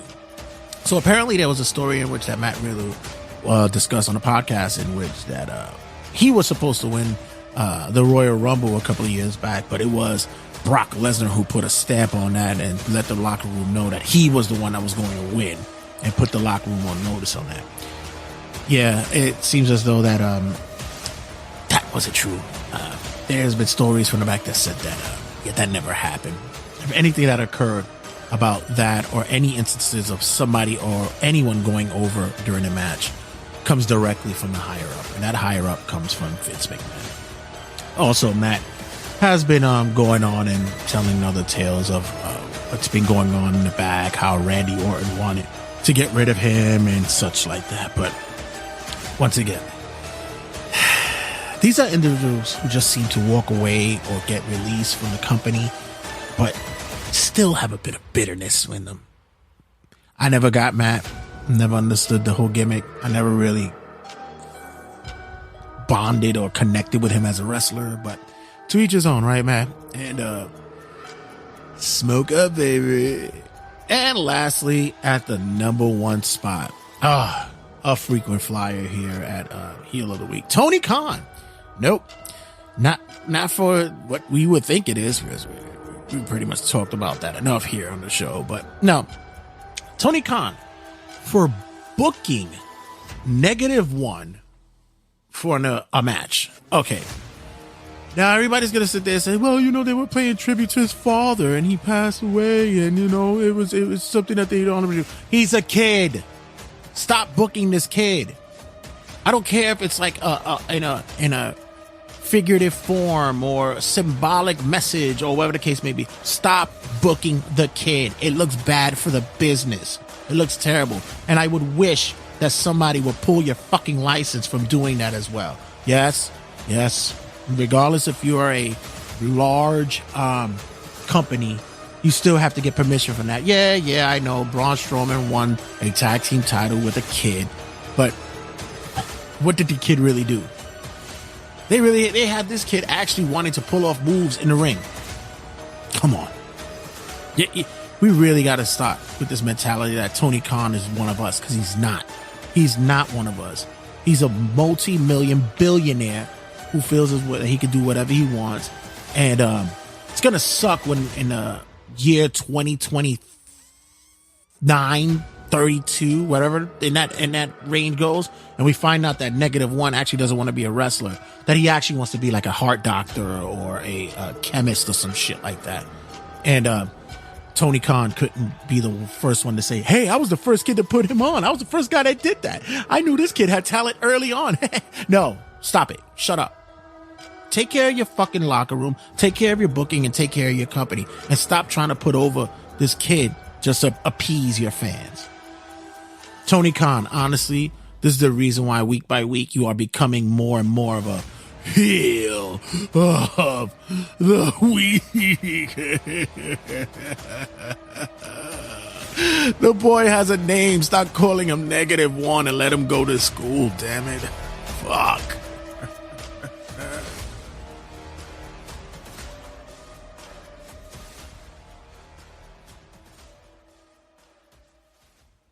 This is your boy, co-owner of House of Glory Wrestling, Brian XL. You're listening to Turnbuckle Tabloid.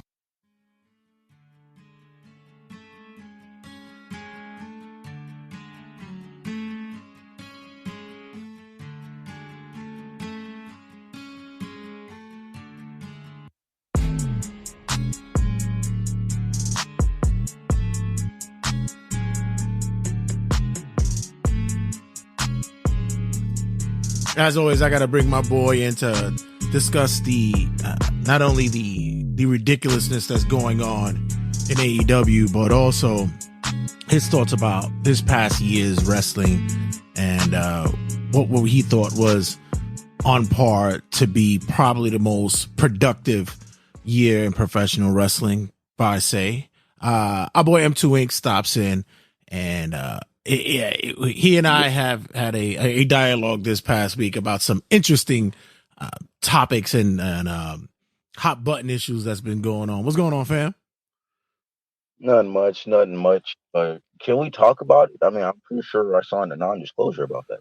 Yeah, I believe that Stephen P. New went through the documentation thoroughly, and I think you're pretty good to discuss anything that's pertaining to wrestling this week. Known documents. So before we get into that, M2 was recently working on his year in review, his best of and 2023's matches of the year and such. You could go follow that boy and Reality of Wrestling on TikTok and also at 2K Wrestling, right, on YouTube? 2K in politics? Politics on YouTube. And he's got some controversial matches up there that many may agree and disagree to. But before, maybe we touch on a little bit, what's your thought process when you're compiling your matches of the year? And what you put together category-wise?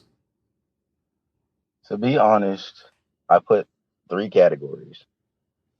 Most overhyped, worst match, and best match. When I'm looking at the best match, you already know my standards for pro wrestling is you have to make it look like a fight through and through.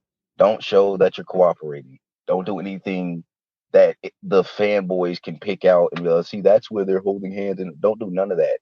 Just make it look like a fight.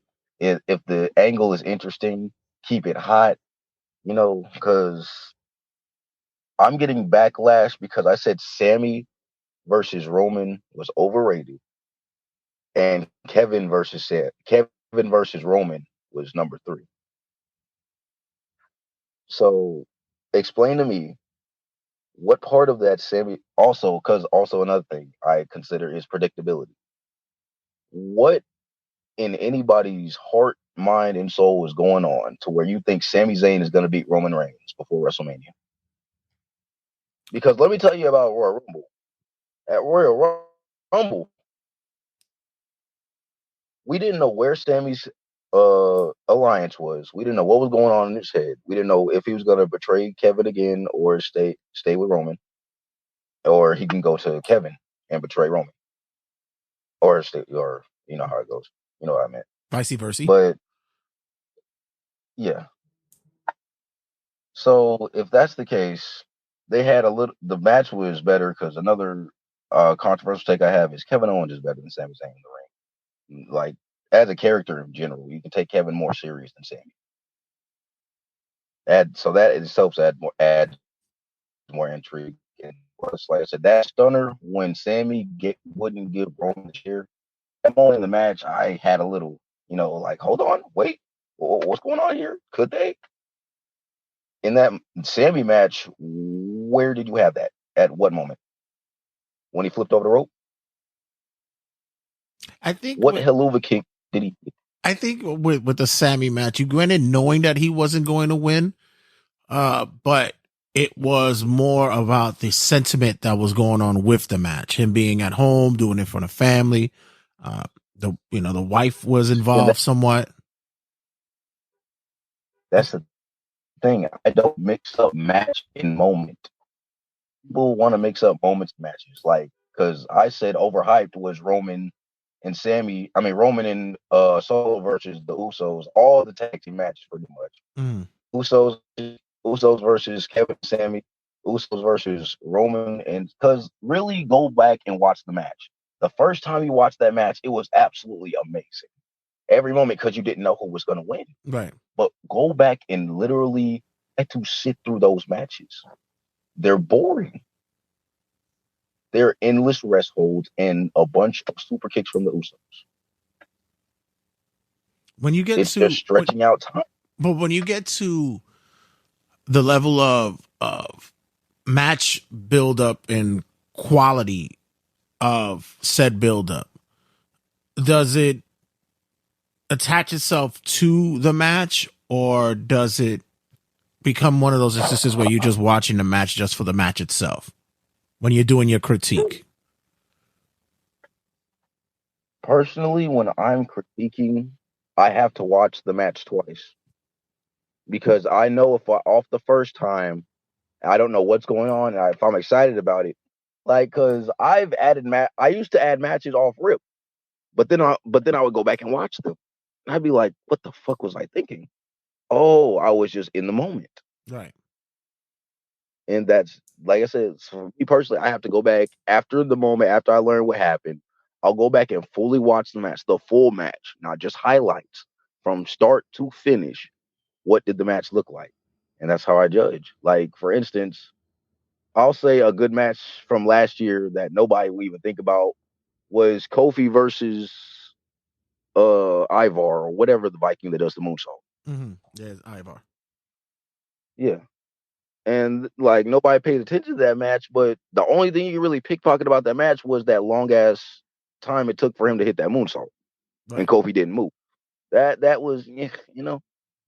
Or I'll say the best match Hook has ever had. Hook, that's a very interesting topic, Hook.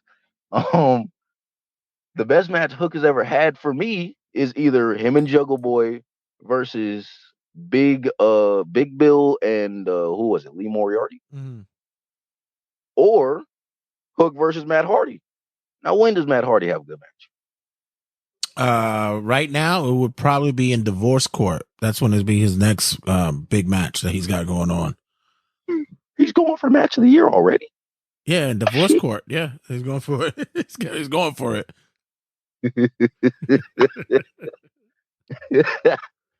Max, what's his name? Maxwell on a rope match. It's King Maxwell on a rope match.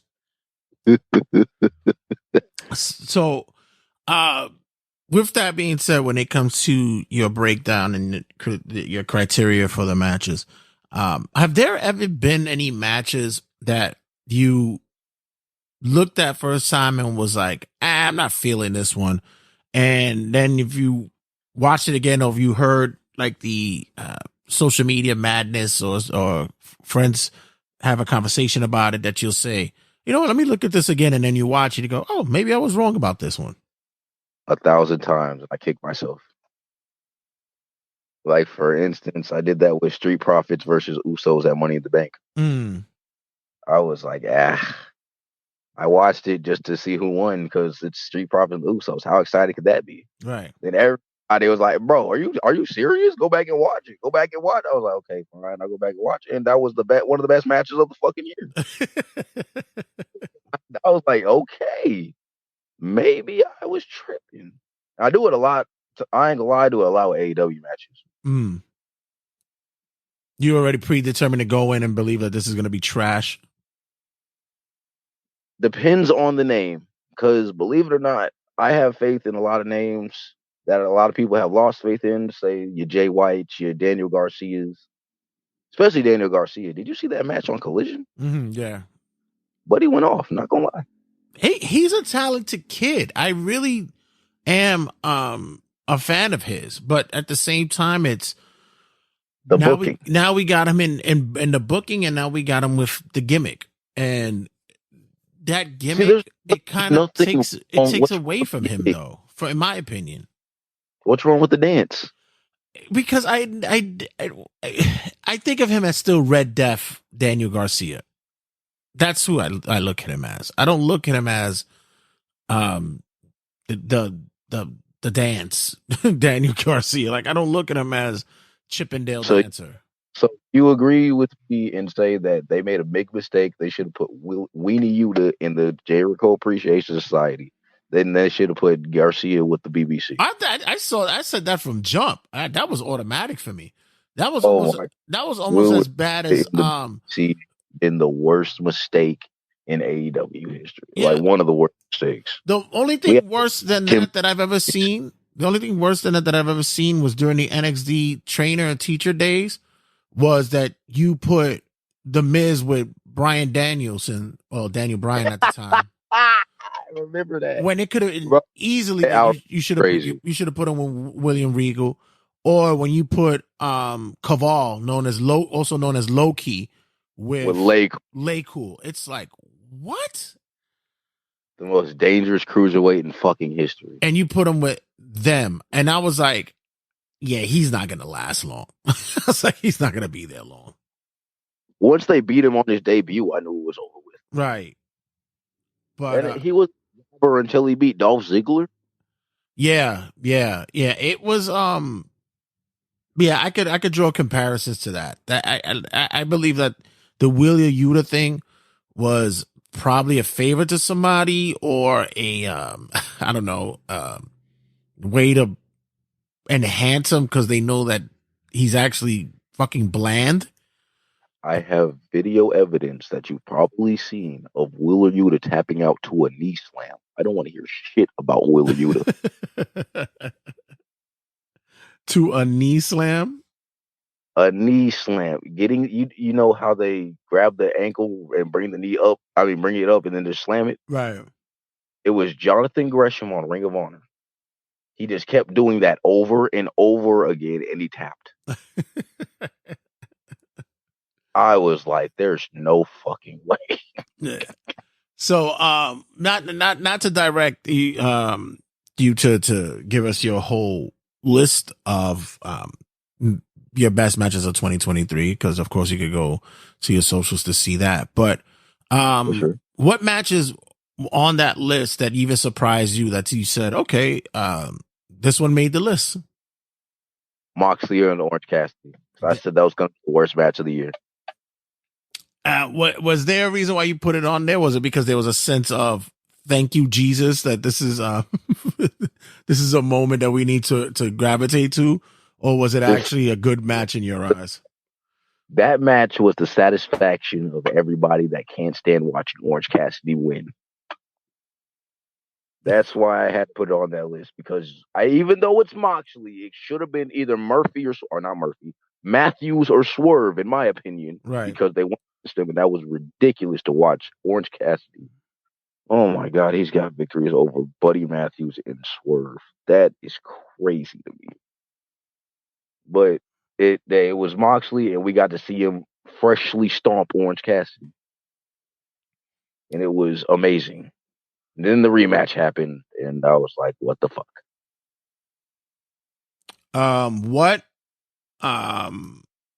What matches you think that didn't make your list that were close to making the list?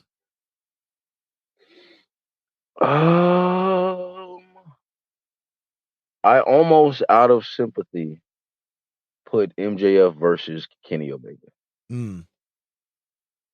And then I almost put it on worst matches, but I didn't want to be too cool, so I went with in between and put it on overhyped. Okay. Or I was thinking that what was it called? I thought Adam Cole MJF was going to go on the list, or MJF Bryan Danielson at the Iron Man match. I really thought that would make the list, because I thought I liked it, but those are those matches you go back and watch, and they're just repeating each other. Right. Like, they're just doing the same shit over and over again. And when maybe 20 minutes into the match, it starts getting hot. But like, damn, waiting 20 minutes is crazy. Who was your, I guess I would say, overly hyped for this year as a wrestler? Besides Orange Cassidy, honestly, babyface MJF was super overhyped because he was awful. Like him, everything you liked about MJF was not babyface MJF. Adam Cole was mega overhyped. Jay Uso. Let me talk about Jay Uso, because I get a lot of hate for calling him out, but really, honestly, be real with yourself. How can you honestly say Jimmy's not better on the mic than Jay when all Jay does is fucking scream "oos" after every sentence? All he does is scream. And his matches, they're hard to watch for me, because he's too, I don't want to say goofy. It's like, it doesn't flow. He just stops and he starts doing the Rock stuff. Right. Or it's not smooth enough for me. It doesn't transition as it's a fight. It transitions as cooperation. And I don't, that takes it out, or that takes me out. Who do you think coming out of 2023 is going to have a bigger year in 2024? Swear to God, if Swerve doesn't. Oh my God, it's got to be Swerve. Please. And it can't, please. Can I ask you something? If Cody wins the Royal Rumble, are you going to cheer? No. Thank you. I thought I was the only one. No. I don't think it's necessary. He doesn't need to win it. There's no reason and the story is done. I'm sorry. No, you better get the right new one. I believe that Cody will win Elimination Chamber to challenge Roman. I think that's the way they're gonna go with it. Yeah, as long as it's Roman. My sleeper to win the Royal Rumble is actually going to be Drew McIntyre. I don't think McIntyre's got it because he's already won one. Yeah, I think that's what it. The winner is going to come out of Raw, and right now nobody in Raw is going to be that. Punk doesn't need to win it. There's no need for him to win it. He doesn't have to compete for a title. It's not necessary. I would think it was gonna be LA Knight, to be real. I think it was gonna be. I would think LA Knight got a chance. I think later on down the line they'll give LA Knight more of the Money in the Bank, because once Roman is out of the picture with the title, it gives him more of a pathway to get to that title. And gives him a chance to heal because he's a better heel. Heel. Yeah, he makes a better heel. So that's the way that would play out for me. So far I've been hitting and missing with the premise that Damian Priest is going to cash into soon. I'm still believing that he will. I won't be surprised if it does happen at Royal Rumble, that he does cash in. I still believe that CM Punk is going to get involved with Seth Rollins in some way, shape, or form and cost him a title. This is why either Drew wins the Rumble or he wins the title, then loses it because Damian cashes in, something of that magnitude. But a lot of matches leading into WrestleMania aren't really needed for big title matches that could be done early on. They could be set up for later on. Believe it or not, only reason I say not Drew is because that's who I want to win. And who we want to win never fucking wins. Like, at all. And like, because I'm trying to think of other names that would make sense to win, but Drew makes the most fucking sense. Who dethrones Gunther for the Intercontinental title? Ooh. We're running a lot. We're running low on talent that he has to run through. So that's a good question. Would an NXT call up Dijakovic maybe? It's gotta be someone that No, it's gotta be someone with more personality. Right. Ilya. Who's that? Ilya.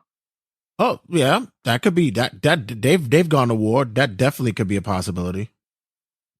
Anytime, because they're 1-1, and anytime as soon as he loses that NXT championship, I know he's going straight to the main roster. Right. And am I asking too much, or would you like to see an Ilya versus Brock match? I want to see Ilya destroy Brock. Well, speaking of which, there's talks of Brock versus Sheamus at Mania. What's your thoughts about that? It's not Brock versus Gunther, but I'll take it. I think that match could be good because Sheamus always provides a good match. He always shows out at WrestleMania. You saw what he did last year. Right. Well, that could be a possibility as well. Having Gunther Brock versus Brock. That's another match that's on the table. Scaring the internet fans. Yeah, I mean that could be something of. Yeah, that's a dream booking right there. Been a minor champion in general. Right. So I would go for it. But they've been talking about it since last year. So speaking of talking, apparently there's certain individuals that aren't talking in a certain company. It's been discussed and not discussed. It's been very tongue in cheek. First of all, before I go into all that, the talking that's been going on with Tony Khan on his Twitters. What the hell is going on with him? Who knows? Because we'll never know what goes on in that head. We thought Vince had a complex mind. Oh my God. The decisions this man makes. Because let me please explain this. How do you not see the difference between Jinder Mahal and Hook? The booking wise. How do you not see what the fucking difference is? Jinder Mahal in 2 weeks has gone toe to toe with The Rock. Did better than The Rock, if you ask me, because Jinder hits valid points about this country and Rock comes out with generic pie eating and bald eagle swinging. Right. And then he makes Seth Rollins interesting. Jack Nicholson, Seth Rollins interesting. How'd he do that? I think with Tony's mindset is you're looking way too much in somebody else's yard and not dealing with your yard. I said before that I think Jonathan Coachman made it best, where he just said it's booking, and he's like, you know, world champion. Vince could have made me world champ if he wanted to. Like, it's they're not getting the reason why wrestling is what it is. Wrestling, nobody. No. You know, he went. You know why about Hook? Why? He hasn't had a real wrestling match. Well, of course, we've been saying that for years. We've been saying that for a while about that. But at the same time, he was upset about the outcry that his own fan base was doing. I never said, you and I would sit there and be the first one to nitpick about something like this. Oh, why does Hook get an opportunity for the world championship? I didn't care two shits about it. I never even thought about it. I don't want to see it. Yeah, I'm okay with it. I'm upset that it won't be a squash match, because I would like to see that it's a squash match, and then later on down the line he earns it and puts on a better match. I don't want to see Hook get squashed. I want to see Hangman get squashed. No, I want to see Hook get squashed. I want the Rocky kind of not Rocky, because Rocky actually stood toe to toe for the first. Please don't. The last time we said that, John Moxley squashed Punk. Right, but at least you see, yeah, that was really dumb. That was a different angle that I don't know why Punk wanted to do that. That's probably one of his low points in his booking in AEW. But even still, the premise of Hook not being able to beat Joe is like he's outweighed by 100 and something fucking pounds. He's still young, you know, and he doesn't have the experience. So I wouldn't be upset that Joe squashes him in 2 minutes. And then I wouldn't be upset. I just would rather see him go to, like, not really toe to toe, but have his little underdog moment. Yeah, but at the same time, I would like to see down the line that he has a match with Joe again, and it's actually a better match because he worked at it to get there. Because like we said, he's been in shitty matches all the way through anyway. So how his career, right? So how would you sit there and believe that? Like, see, now you're getting me riled up to say that. Yeah, why the fuck does Hook got a number one shot? But no one cared. No one really cared. It was only his own fan base that had this critique, and then he wants to go and take shots at another wrestler from another company. You should have talked to your own fan base. Because that's half the problem is he doesn't know, clean up your own yard before you start looking at other people. But the other problem is Tony doesn't book for business.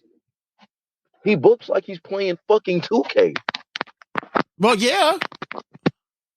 And the fact of the matter is that he is still in that mindset, which, you know, there's a lot of the fanboys who sit around and they're like, wow, that's my role model. That's what I want to be. I want to get the ability to have my father give me millions of dollars to open up my own wrestling promotion, and I could just book the way that I want to book. Yeah, but you're not drawing fucking ratings. Yo, last week was probably the first time Dynamite dipped to like under 800,000. That's ridiculous. It was astonishing. Because nobody's watching. Even YouTube, nobody's watching. It's ridiculous because nobody wants to see this shit. Like, come on. They had opportunity after opportunity after opportunity to put on an interesting ass show with compelling characters. They had Swerve fresh off a WWE contract, diminished. They had Adam Cole. Nobody ever paid attention to Adam Cole's size until he went to AEW. Because Adam really wasn't that big in NXT. No, he wasn't. No. He may have been a little more cut than he is now, but he was never that fucking big. Nobody cared. Because he was booked like a fucking serious talent. The first thing he does when he goes over there is go back to his little friends. The ones that kicked him the fuck out. How much sense did that make? Yeah, but even still, you got all this talent there. And mind you, Eddie Kingston, he made it a post about people's negativity about the wrestling business and hoping that companies close down and shut down and whatever. And those people are assholes. I don't never look for that kind of shit. I don't want that to happen. I just want it to be a good show. I want wrestlers to have other options for jobs, places to work. I want people in the back, even producers and such. They have opportunities and the ability to work. I want that. But when you have an individual who on that topic, I feel you. Yeah. You know how excited I was to see the words Nick Nemeth on TNA? Which, by the way, I called that. I knew he was going to go there. I saw that coming. That was one of my predictions of 2023. I knew that was coming. And even the Dana Brooke one, I didn't call that one. I thought she was just gonna sit down and call it a quits. But for her to continue wrestling and she's over there as well, I said, hey.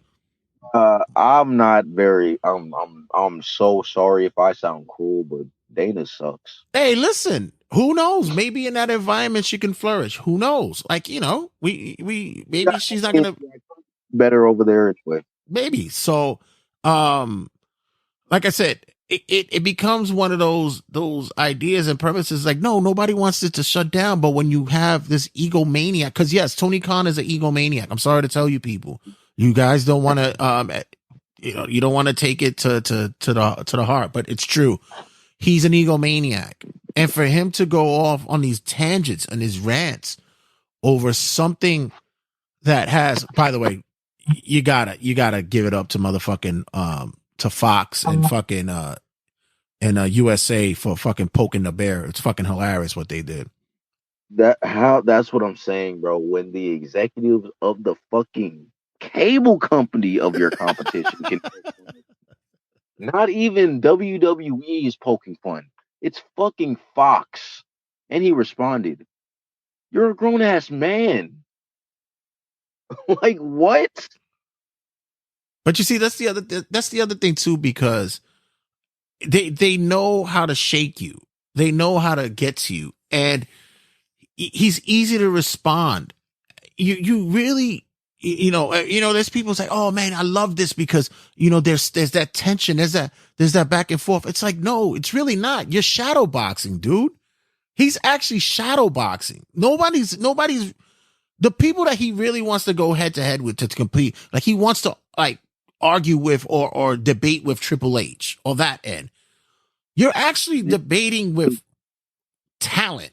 Like, that doesn't make sense. He's gonna keep debating with talent. He's gonna keep thinking he's better because it's his company. He's got the money to back it up. The money's not going anywhere because Shad Khan is not gonna run out of money. Right. So it's gonna keep happening. As he keeps debating with talent, we're gonna see how long it takes to become Rusev Day. Yeah. I mean, and he just doesn't get the fact that, granted, okay, I get it. You're doing promotion for your company, but you're actually hurting your company because even your own talent is like, dude, you gotta calm it the fuck down. You're in the terminology, you're doing too much. You're doing too much. But even still, he has these back and forths. Eric Bischoff jumps on it. I don't know why he did that.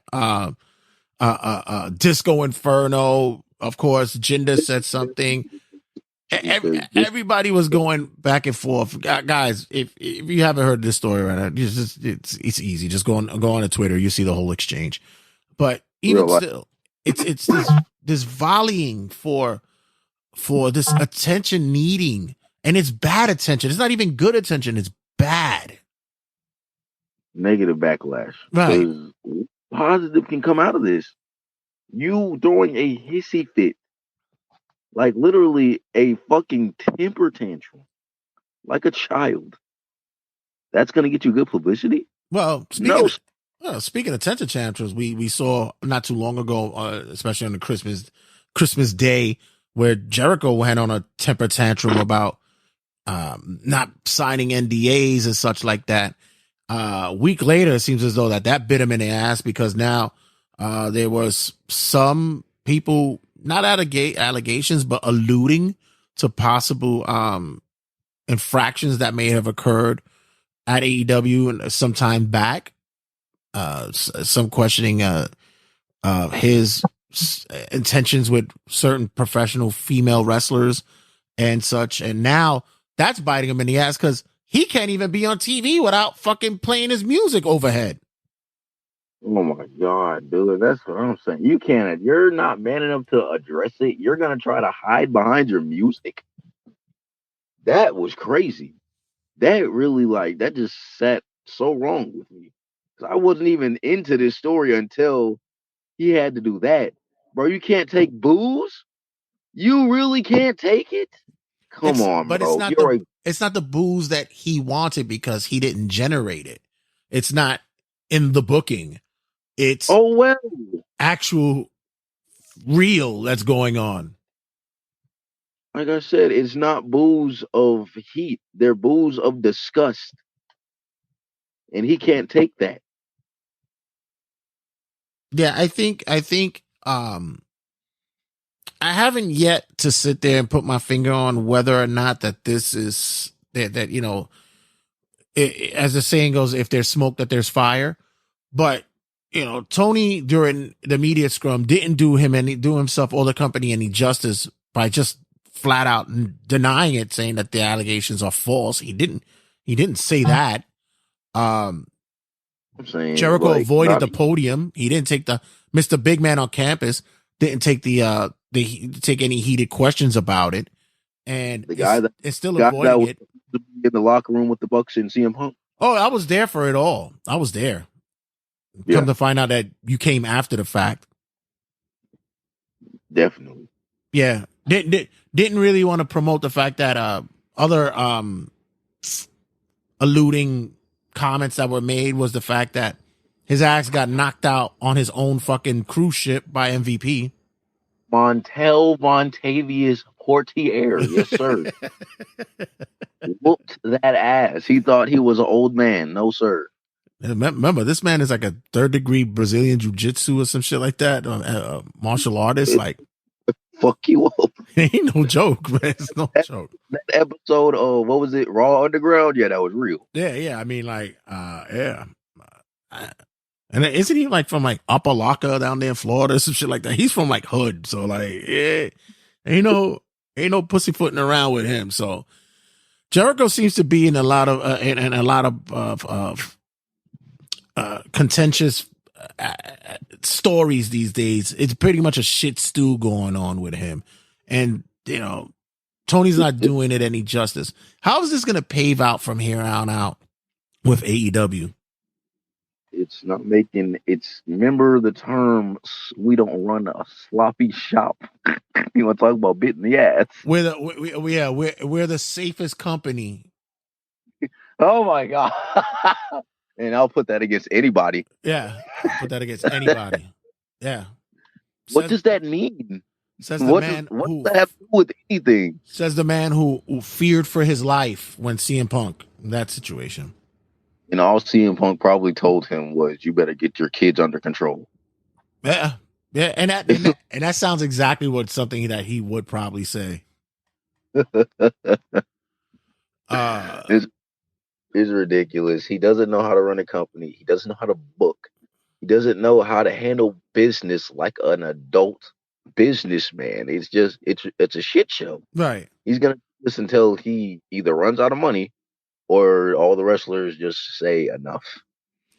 Well, before I let you go, because I myself I have to do some this, I forgot what it's called. Oh, work. I have to get into work soon. I know, responsibilities, right? Duh. Right. Give me 3 things that you will believe to happen in 2023 in wrestling. Shocking, not shocking. Just 3 big things you think will happen in wrestling. You mean 2024? Oh, excuse me, 2024. Sorry. Got you. All right. Well, 1, they're gonna boo Cody. I'm calling it. That's a good one.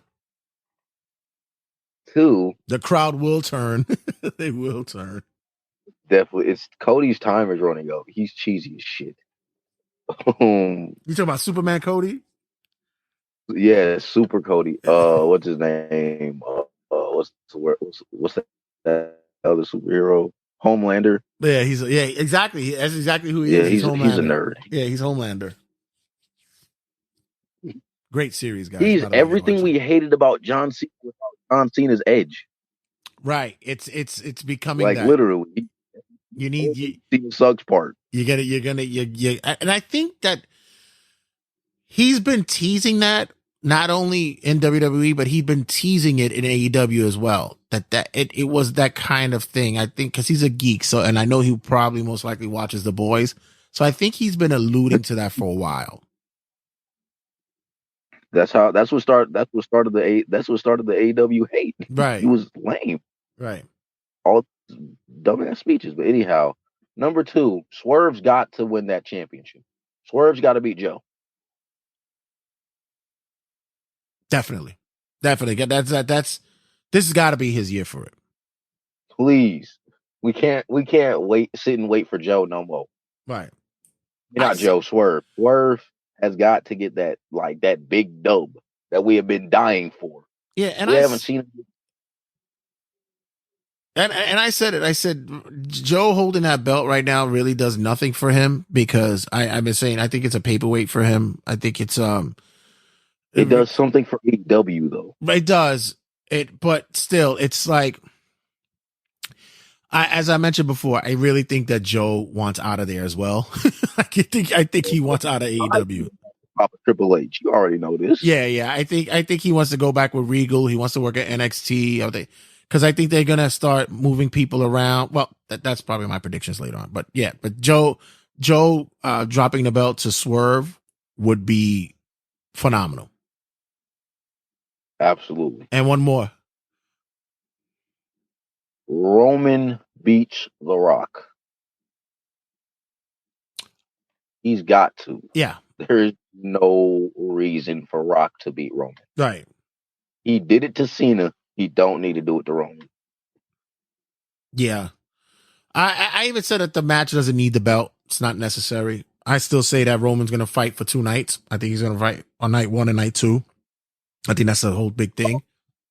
And real quick, I let Owens versus Stone Cold slide. Do you want to see Punk versus Stone Cold? No. We want to see Punk versus Rollins. That's what we want to see. That's a Mania match. Absolutely. Because I don't know why I keep hearing about Punk versus Stone. I don't want to see another Stone Cold match. Right. I'm good.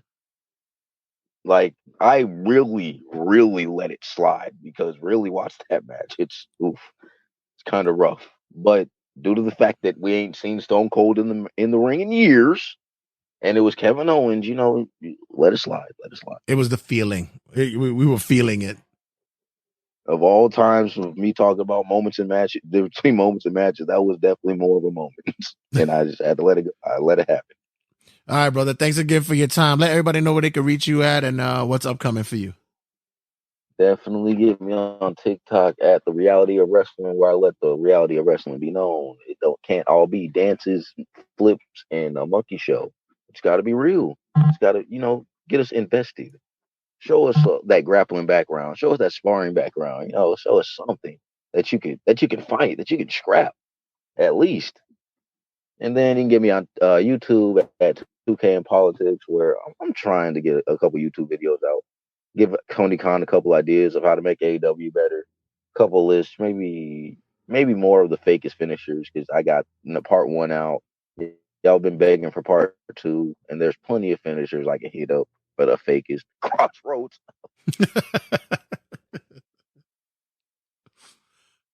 Listen, it's the twisting part that actually does more damage than anything. Oh my God, bro! And don't get me started on the Sammy slash the Oz slash the Cody cutter. A diving backwards cutter is crazy. Well, wouldn't that be considered the same? The lethal injection is it the same thing? Oh, Absolutely. yeah. So I'm sorry, and no disrespect to Lucha Libre, but the craziest thing I've ever seen that we all let slide is that 21 plays. Oh yeah. By yeah. There's no fucking way. You're still on the fence on taking suplexes anyway, so. Because why would you put your arm around? Why would you put like your opponent's arm around your neck? You're asking for a guillotine. Or in wrestling history, a small package. Well, you have to think about it that the person may be a little bit wounded for that to happen, or worn down that they can't fight it.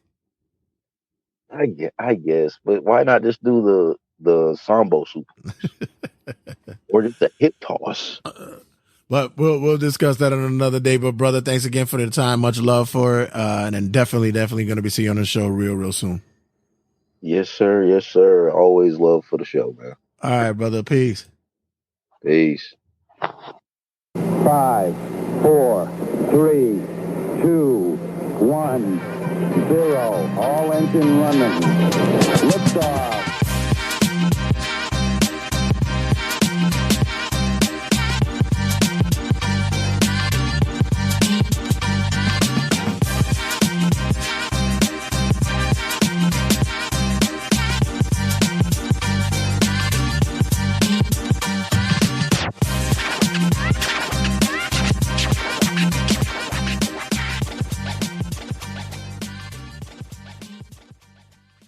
Turnbuckle Tabloid.